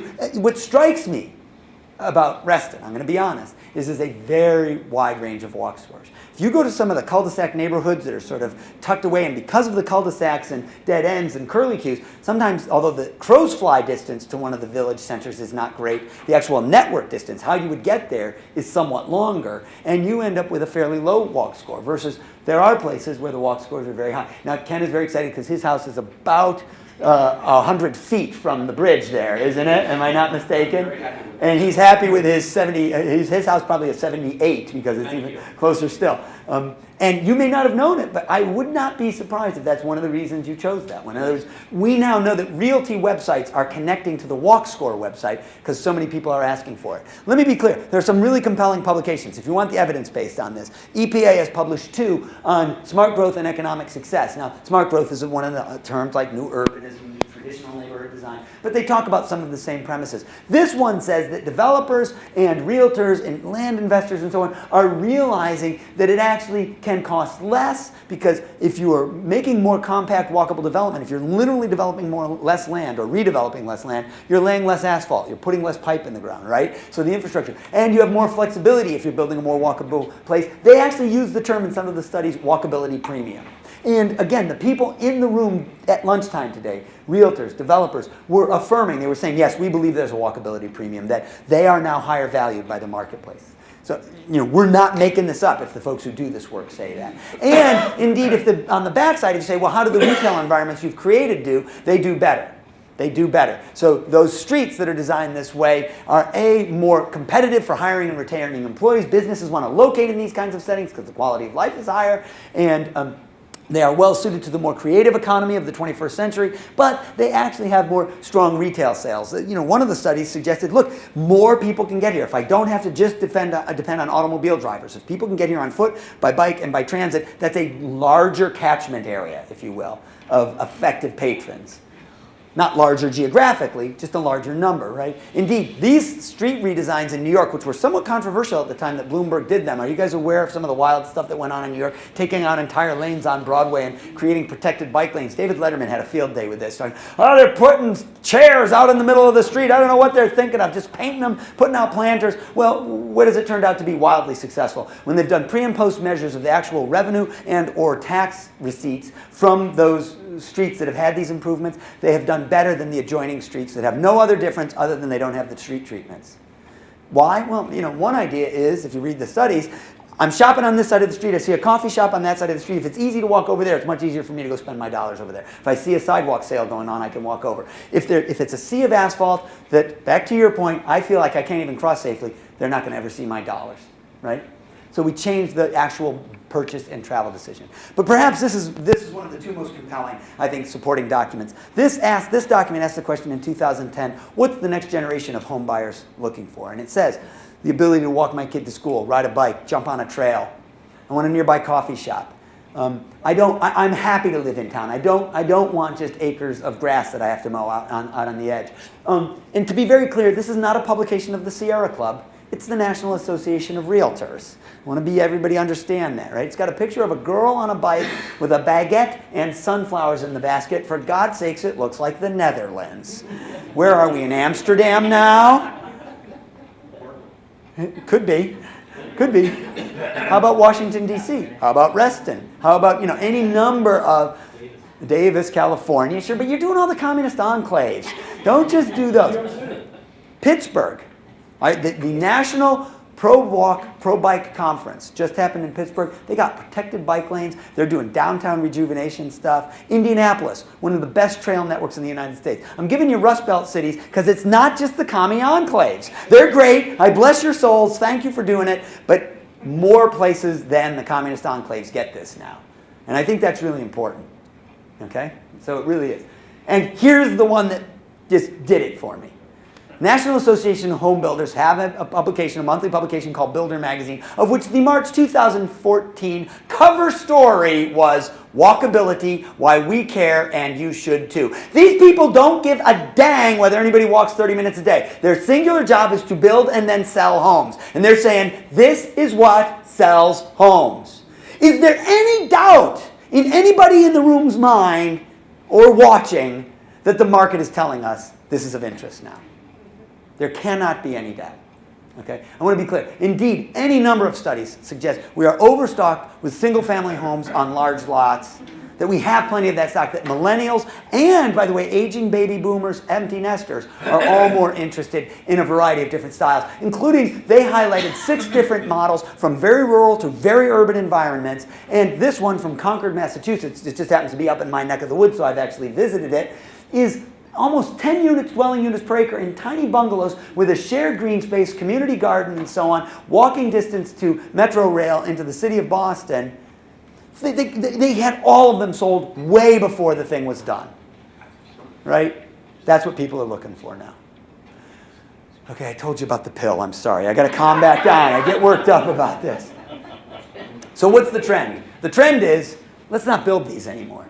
We won't end up with them empty a decade later or 2 decades later if we don't build them this way in the first place. Right? So I'm not knocking Tall Oaks as a village center. I'm just saying there are lots of attributes of that we've really, I think, have been proven not to be the best model. Setback, single-story structure, no mixed use, it's just all retail. Now you'd say, wait, but there's housing nearby and everything else. In fact, there's a lot nearby. But I think it's a model that we're reevaluating. And you even have other examples from your other village centers that suggest otherwise. Indeed, down in Winter Park, Florida, where they had something like that was struggling, they changed the zoning to encourage a redevelopment and encourage the tearing up of most of the parking, creating facing sets of buildings that were two-story with housing above or offices above, retail below. Indeed, they now call it Winter Park Village. You see, it usually offends me when the mall names itself something town center. Right? Because it's a mall with a big parking lot. Where was I just? There's one, Kennewick or something over in Maryland. Does anybody know that one? Kenwood? I think it's town center. They classed it up by spelling town, T-O-W-N-E. Center is C-E-N-T-R-E, right? So that's like raising your pinky. It classes it up. It's still a mall with a big parking lot out in front. But here they tore up the parking lots and call it Park Village because it indeed is. They've created boulevards for the parking and so on. This has got housing above a cheesecake factory. And, you know, I found myself asking, God, who would want me to live above a cheesecake factory? And my wife goes, I would live above a cheesecake factory. She goes, and if it had a brew pub right next door, you would live above it too. And I said, geez, you know, you're right. Okay, let's go. Let's find that place. Cheesecake factory, brew pub, condo above, we're going. But, I mean, the point is, there's an entirely different model out there. And they're proving to be, you know, economically viable as developers work through the models. Okay, take a breath. How do we get there? I want you to think about this, and I want you to engage thoughtfully with this, because I'm going to suggest to you, we have a model. We get people out. I lead walk audits all over the country where you go and physically walk the landscape and then come back in and say, what would it take to make this a more walkable, bike-friendly, transit-friendly place? It is one thing to talk about it or to look at photos or to maps. I swear to God, these walk audits make a big difference. Take people out. One of the ways you could grow your numbers, if everyone here said, I will help host a walk audit somewhere in Reston, maybe in just your neighborhood cluster, or at the school your kids go to, or at where you shop most often. Do a walk audit there. And go out and find some of those goat trails. You know those paths where the sidewalk doesn't exist, but that we've worn a path because there's so much pedestrian demand? I was amazed at the number of those I found around here, given Reston's reputation in these beautiful trails, which I absolutely adore. But clearly there are links that are missing. Go out and walk those. So that's one more answer to the concrete question, how do we get other people engaged? Get them out walking and experiencing it. Then sit down with some aerial photos and some maps and talk about what would we change. Indeed, I've written what I believe is a prescription that I invite people to challenge and maybe improve, but I wrote it in a journal called Childhood Obesity, which I wish was, by the way, titled Childhood Physical Activity and Nutrition. They invited me to do a review article, and they said, this was a couple years ago now, in fact, it was a special issue that the First Lady supported through her Let's Move campaign, and they said, what do you think are the trends that are going to break the back of the childhood obesity epidemic? How are we going to turn the tide on this? And they expected me, the walking guy, to talk about walking programs and how schools are doing walking programs and how we're going to get kids involved. And you know what? I think it's these things. I think it's going to change how we do land use planning, and our zoning ordinances are going to reflect it. I believe it's the embrace of complete streets. Who's heard the term complete streets in this room? Is everybody familiar with the fundamental premise that a street is not complete unless it takes into account four users: the pedestrian, bicycle, transit, motor vehicle? Well, that's a national campaign, but here's the really happy news. I can now speak to any room full of engineers, traffic planners in this country, and I ask about complete streets, everybody gets it. It's in the lexicon now. 10 years ago, this was a nut job concept of the bicycle and pedestrian advocates. I know because I was there at the meetings at AARP and other places where we conceived this stuff. And now it's part of the lexicon. We think about it differently. So complete streets. Building networks of trails, not just for recreation, but as we talked about earlier, for transportation. Trails that get you to places. How about bicycle and transit infrastructure and safe routes to school? These, I believe, are the things that are going to change the landscape, which is why it's what we're talking about, if you're really serious about this. And I suggest to you that the successful communities use what I call the 3 Ps. They do the programmatic stuff, the stuff that invites people out and engages them and gets them in the conversation. So that's why I don't throw the baby out with the bathwater. I don't say Bike to Work Week is a bad thing. I just want to use Bike to Work Week to turn every one of them into an advocate who now shows up at the public meetings and helps us put in place that wonderful plan that the county just voted in, right? That we have to use those kinds of programmatic activities to engage ourselves in the built environment. The projects, well, they're the physical infrastructure. They're the actual changes, the putting in the missing section of trail, the striping of the bike lane, the creation of the road diet on Colts Neck that we just talked about. That's a project, a physical change. And then the policies, the actual rules. the ordinances, the zoning, the land use, the things we alluded to before. It's much easier to get the Walgreens built that way if the ordinance says that's what you're supposed to do. Build it up at the build to line, and this is how much parking you require. Indeed, I challenge you right now to think yourselves, what would be a programmatic or an infrastructure project or a policy idea that would make a huge difference for Reston? In fact, I'm going to let you think on that, and I'm going to share some of mine, but if anybody wants to throw one or two notions out right now, the biggies, the ones, and I don't want little nibble around the edge ideas, I want big ones. Why did you put your hand back down? I want to hear it. Oh, you were waiting. Good. What do you got? Nice and loud. We have VDOT road standards, and if we could only get them to reduce their standards so we would have streets that didn't have to have 12-foot wide lanes. Absolutely. So she just said, I want to make sure Cameron heard this too. Many states across the country, not just Virginia DOT, have standards based on the old, what we call AASHTO guidelines, the American Association of Highway Safety Traffic Officials. AASHTO, that's the acronym for it. And what it said was basically 12-foot lane is the minimum width. Now, I'm proud to say that in Massachusetts, we just updated ours in 2008, and we quite specifically said you can go down to a 10-foot lane if the traffic volume and speed is designed lower. If it's a neighborhood street where you want slow speeds, don't design it like a highway. Don't make a 12-foot lane if you want cars to go 20 miles an hour. So VDOT, I mean, the Department of Transportation, if their guidelines dictate how a road gets built, then the guidelines have to actually say the things that the young lady just said. So great recommendation. Let's talk about updating the guidelines to reflect this. And by the way, all across the country, including Virginia DOT, people are talking about complete streets, and not just theoretically what it means, but how do we implement it? How does it change our guidelines? So that is the pump is primed for that conversation right here, right now. You're not the only ones talking about it. You won't be the only ones joining the chorus, but I implore you to do so. Excellent. That's a P policy. That's a gold standard one right there. You get a gold star. You earned your treats. Yeah, I just want to add to that. And by the way, I work on this stuff at the federal level. Great. But are you at US DOT or FHWA? I'm in the Sustainable Communities Office at HUD.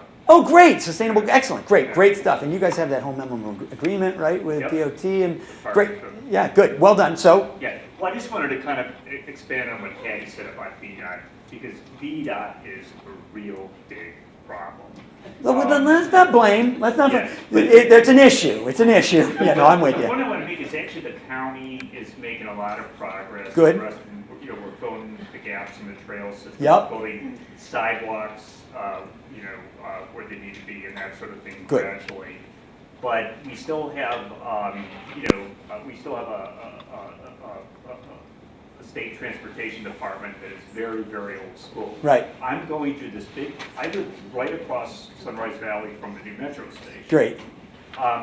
Getting across Sunrise Valley Absolutely. Drive, one takes their life into their hands. You really do. And VDOT insists that they don't see need for a marked crosswalk right. there. Right. And the fight is ongoing. I'm bringing FCDOT into it, and hopefully we'll get something done. Great. But when I suggested to VDOT, oh, maybe you should take a look at the speed limit too. Right. Oh, no way. So that would affect level of service, and then we wouldn't move enough cars through there. That we're here to serve automobiles, right. And pedestrians and bike riders are just an afterthought. Right. Right. Good. Fair enough. Fair enough. These guys jumped right to the top, man. You didn't nibble around the edges at all. They cut to the chase. And it's really, I mean, I've got some slides that say the same thing that I'll be redundant but I'll, please. I'll tell you, in the spring in Reston, we're going to be having some adult learn to ride bicycle classes. Excellent. So that's that first category, that P program, but that very much, because if we could create a larger population of not just the usual suspects, not just $3,000 bikes and a lot of Lycra, but regular people riding bikes just to get, no, I don't mean that sarcastically. I love Lycra. I don't look that good in it myself, but others do. No, but quite seriously. So if we could, imagine if we could expand the population of cyclists to far more regular folks who are using it just to get their kid to school or to a corner store, and that they all then became advocates too.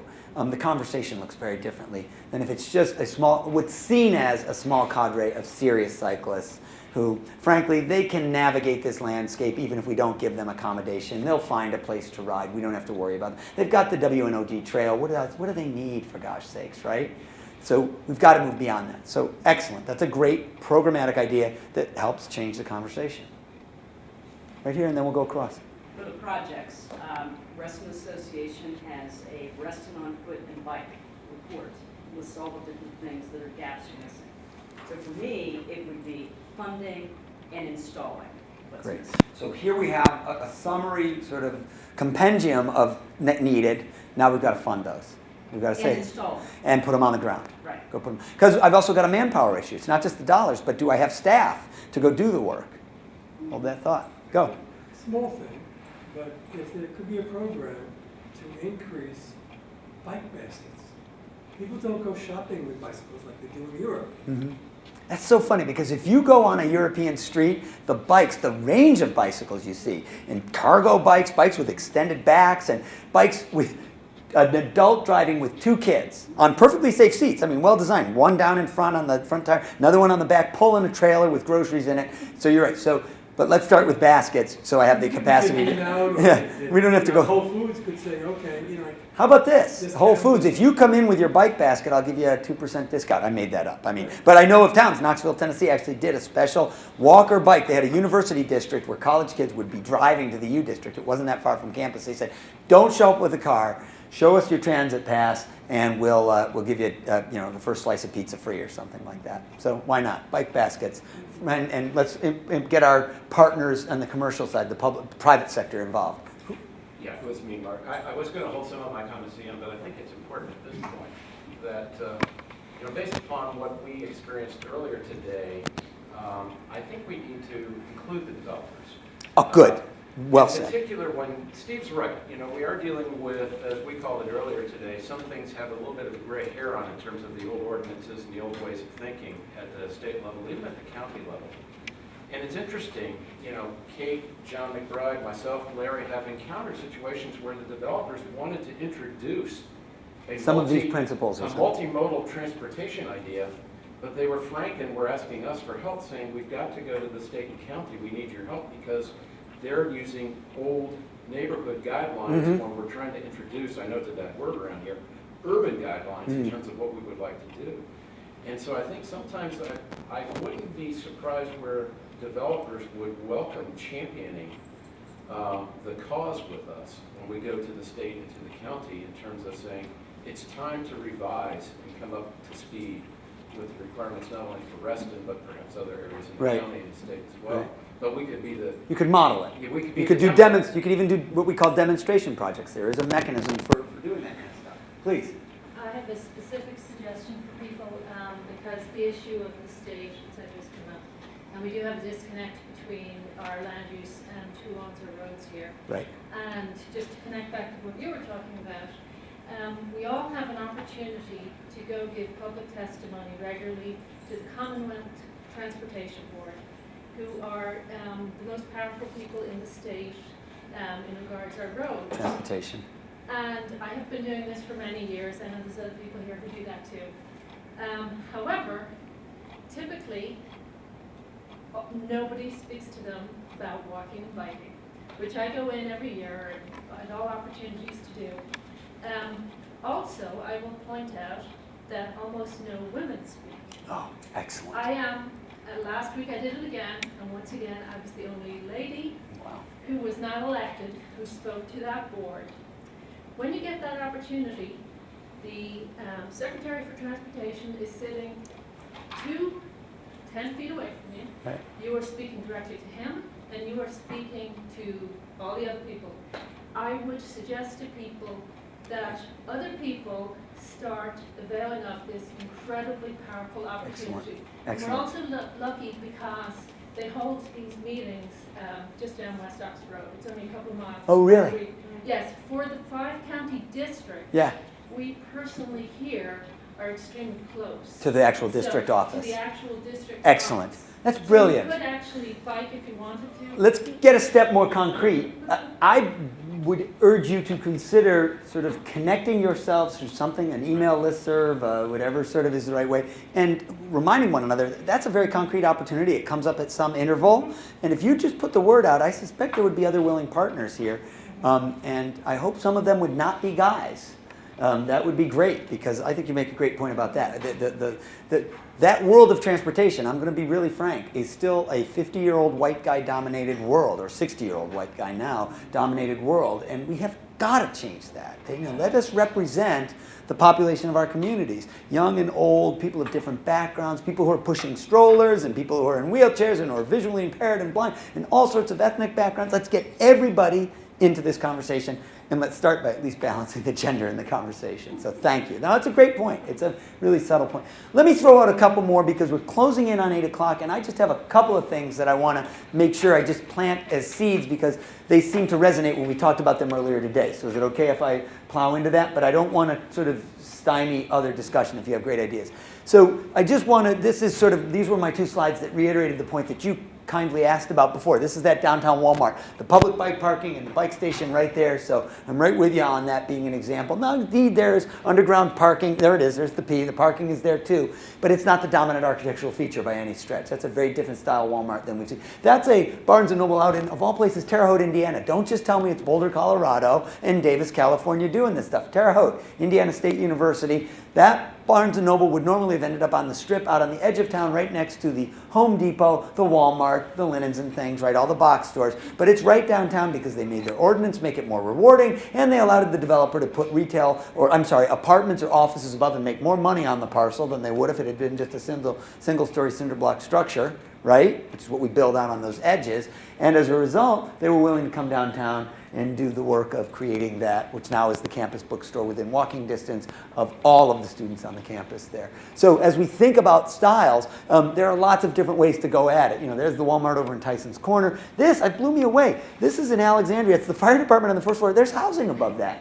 You guys aware of that building? And just to show, it doesn't have to all be the steel and glass, quasi-mod. They went with sort of retro architecture here, kind of a classical style. You and I were talking about classical architecture and sort of how much we like or not. What you're seeing, for example, in Town Center here. I was even intrigued by the notion that the buildings on the south side of the street lower, so you still get the sun into the corridor here, you don't get the canyon effect. So there's some thoughtful work going on in this kind of development. But let me say this, in all of these, still often parking is driving the bus. And the really successful communities, the innovators around the country, are reevaluating parking at the most fundamental level. There's some unbelievable research done by this guy, Donald Shoup. The classic book that he wrote is called The High Cost of Free Parking, in which he asserts that across the country, municipalities are killing themselves financially by subsidizing automobile parking, by providing it either for free or at artificially low prices.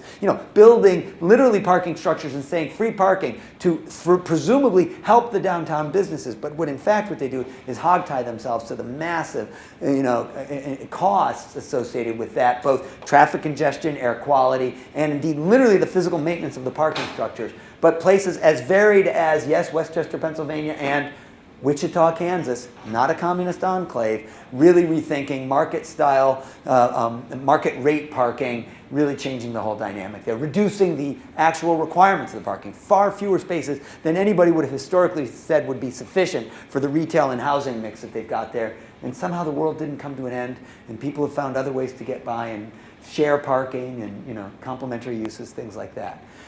Let us be clear that there's some very practical at the ground level things. So this is my classic pitch that I make to every community in the country, so you got to hear it. Even if you're sort of doing it now, we really need to have this be institutionalized in Fairfax County. This is over in Greenbelt, and it was salient because it's right before me. They're doing a big development called the Greenbelt Station, so it's high density, reasonably high density housing that serves indeed the metro station that's out there. And this intersection where that housing will dump out onto the major corridor there, I think it's called Greenbelt Parkway.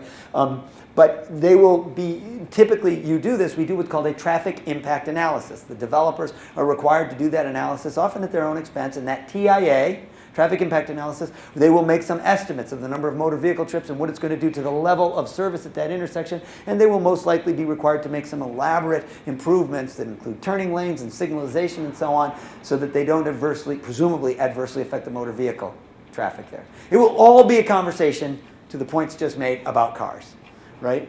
Why not instead have them do what I would call a multimodal transportation analysis, where they have to ask not just about the car trips, but how many pedestrian, bicycle, and transit trips there could be. We do projections on the cars. Why can't we do projections on the ped bike and transit trips? And indeed, we can do that, and there are engineering and design firms that would. Because this is that same development where they have a nice trail system, greenbelt, planned community, some sort of parallels to yours in the sense of trails throughout it that they sort of pride themselves on. Well, notably, the trails come out to a sidewalk which comes along in front of the property where the development is happening, and then they abruptly end at the property edge, right? Because we can't take the pedestrian facility beyond the property edge. We can make the developer do a possibly $1 million signalized intersection improvement outside the property line, but to ask them to put in 100 feet of sidewalk that would get from there to what is called Greenbelt Plaza, right? I think it's the big plaza that's right here, that has all of the retail that all of the residents of that housing could walk to if we extended that sidewalk 150 feet, maybe 250 feet. But we don't do that as part of the analysis. We only do a traffic impact analysis, count cars, and then mitigate the automobile impact. I submit to you, we have seen communities where, in fact, on smaller size projects, if you did this, you might alleviate enough motor vehicle traffic that the motor vehicle mitigation doesn't have to be as high. To wit, when we think about residential development proximate to a school, and we know we're going to generate a whole bunch of morning and afternoon school traffic in and out of there if every kid is driven by car, if we could instead let a meaningful number of those kids or walk or bike to that destination, you could literally change the mode split enough that you don't lower the intersection to a level of service of D or whatever it is that triggered the signalization, and you could spend the money on a sidewalk instead. Everybody with me on this? I know this sounds Pollyanna, but I'm seeing it being done across the country, so don't tell me it can't happen, because we're seeing them actually change the conversation. Fairfax County is ready for this, guys. You guys should be doing this here. It's ready. MMTA, that's just what I call it. But because we use that acronym TAA all the time, I want to sort of standardize this notion of an MMTA or whatever you guys want to call it so that we put it on the radar. And that's just what traffic engineers talk about. But let's go to the very practical level. Let's get down and dirty. I have to admit, I was stunned at the number of sort of what I call goat trails, or we often call them desire lines, pathways that are worn along the roadway edges. You have this amazing trail system, but Larry made the point to me early on. He says, I love the trails. I'm the trail guy. We plow them in the winter. He says, but I think there are a lot of places where we need along these county roads or state roads, sidewalks, because that's still the most direct route. It's also the most visible, so a young girl walking alone, maybe nervous to be back in there, or maybe it's just not as direct. She's on her way to South Lakes Village over there.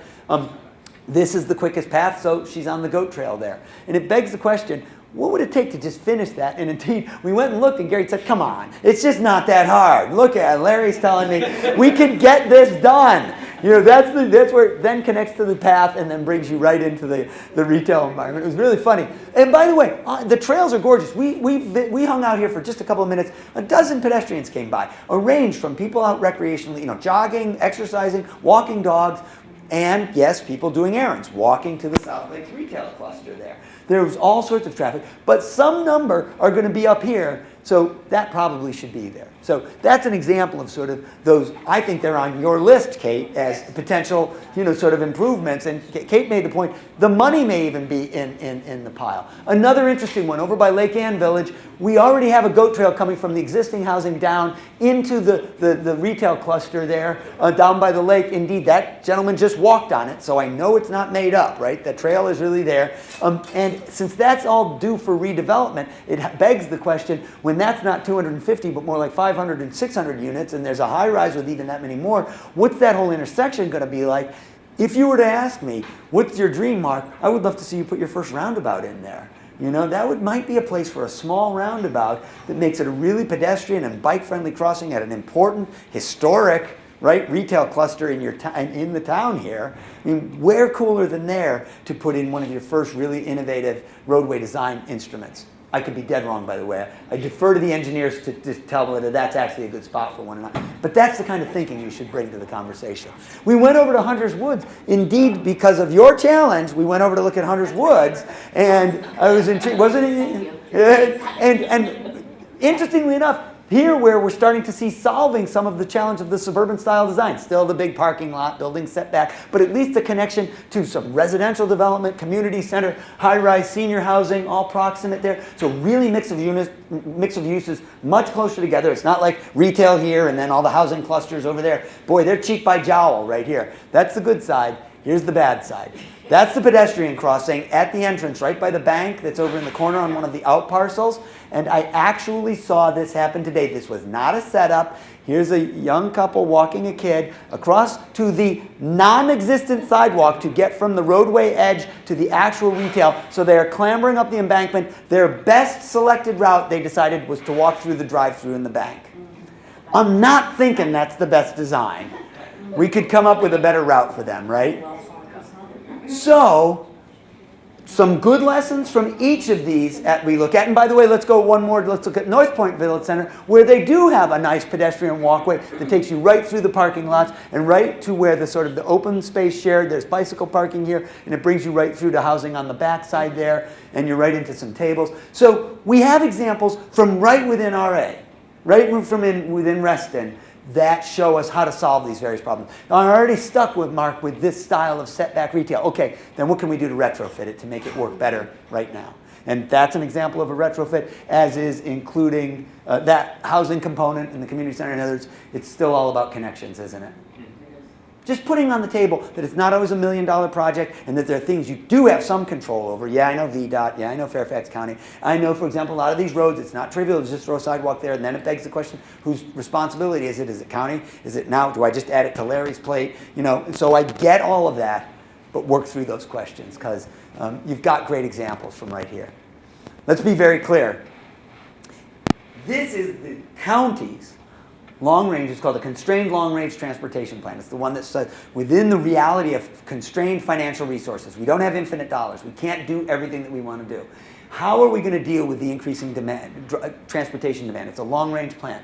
And the answer, quite clearly, is although single occupancy vehicle ridership is going to go up, the only way we will satisfy our transportation demands of the coming decades will be significant growth in shared vehicles like HOV and carpool, transit, and notably, at least a 50% increase in bicycle and pedestrian.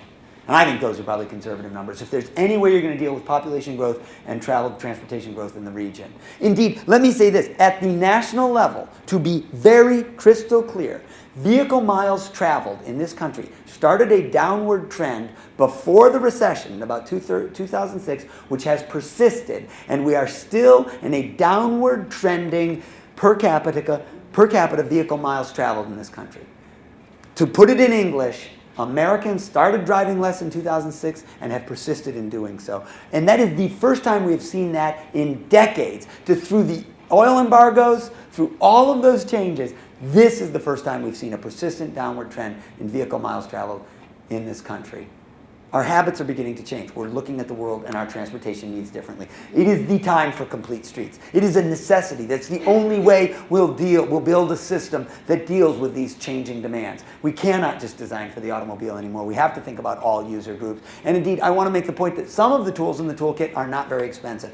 Modest things. So in as much as we talk about crosswalks and how to make them more visible, and people say, oh, I need these aesthetic treatments and da-da-da-da, we see people using paint far more creatively. These are not real bricks. That's all paint. Using paint and bollards to create curb extensions. This is called a parklet. They've used them in urban settings, but I believe there are places you might use those to change the character of some of your roadways by creating neck downs or narrowings in a utterly reversible way, because I guarantee you the first time you recommend it, people will scream bloody murder, just as they did with the road died on Soapstone. The world is going to come to an end. There's no way you can take a lane away and this road will still work. So do something reversible. Say, well, let's just try it for a week. Let's just try it for this weekend. By the way, this parklet, that's what they call it, which is essentially a curb extension with seating and things like that, was built by a local vocational technical school. The students there are very proud of the thing. The town so loved it, this is Montpelier, Vermont, of all places, where they have winter and a lot of plowing. They said, we'll just take it out in the winter if the plowing is a problem. But they so loved it that it's staying there. It's helped actually local businesses because people buy their coffee and sit out there the whole bit. But I'm going to say to you that these kinds of treatments, things like advanced bike boxes and on-street bicycle parking corrals and protected bicycle lanes, it's really not about the cost. Literally, untold hundreds of millions, and in fact billions, will be spent in this region on transportation in the coming years. There's enough money out there. The question is, are we going to only spend it on moving more cars and focused on level of service, or will we think about all modes? Because if you do, so this is more a question of will, not a question of cost. The third rail, The heretical statement that I'm going to make follows on that of the folks who spoke a moment ago, which is to say, historically, every zoning ordinance that I've read in the United States, the enabling legislation, the first words in the enabling legislation included health, safety, and welfare of the population. We are justified in doing zoning, making decisions about land use, because the health and safety and welfare of the residents come first. Why doesn't the job description of every transportation planner and engineer in America have that as well? So we could start by changing job descriptions and then tell them that their performance measure will not simply be how many cars they move. There's this thing called level of service, which has been sort of the dominant benchmark of performance. It's what we consider, it's the A to F grading of a roadway's performance, just like the grades you get in school, A to F. And if you were lowering performance, then you were doing bad. If you were raising it, you were doing better.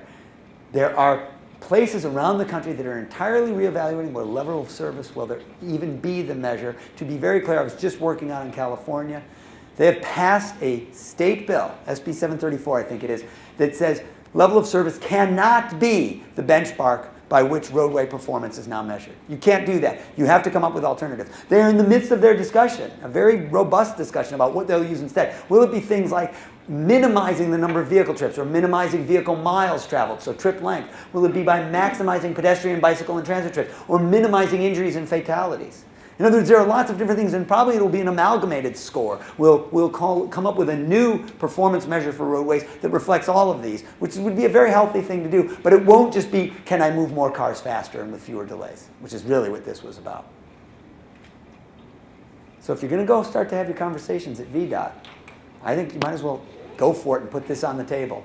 Because it's happening, and you're nodding, because you know we're having these conversations all over the country. This is not, you're not in a bubble. Nobody's going to think you're nut jobs to be talking about this. Now's the time. Now's the time. Because otherwise, if we keep what we've been doing, we'll keep getting roads that look like this. Presumably pedestrian-friendly Tyson's Corner, and pedestrians walking through parking lots and on afterthought sidewalks that are tacked to the edge of the roadway. We can do better than that. Indeed, in Nashville, Tennessee, their metropolitan planning organization, it's the organization that sets their transportation improvement plan, has gone so far as to change the scoring sheet that they use. When they set what projects will get funded, they have a score sheet and they list a prioritized list. It's called the Transportation Improvement Plan. Now, over 60% of the score depends on bike, walk, and transit performance. So they're doing their own version of an MMTA on every project that comes down the pipe. And frankly, now they've just biased the scoring such that automobile-only oriented projects simply won't get funded. They won't be high enough on the score sheet. You won't make it. And so now people have learned, by the way, nobody's even complaining about it anymore. All the municipalities and the MPO and so on just get it. Okay, we better look at bike, ped, and transit and put it right into the application. How are we going to take care of all four modes, not just the car? There's wild stuff happening out there. Drury University in Springfield, Missouri, let me just tell you that the private sector is doing this work too. Drury University has now subsidized location-efficient mortgages for their employees. So you're probably well familiar with this if you work in housing. But this is a private sector entity. It's not a city or a town. They've said if you choose to work at Drury University and live close enough to walk or bike to work on a regular basis, you're just within this circle, the walk-bike zone, we're going to help subsidize. We will underwrite your mortgage rate, so you get a little bit of a break on your mortgage. Why? Because we think you're going to spend less on transportation, and you're also going to cost us less in health care. We're happy to help you with that.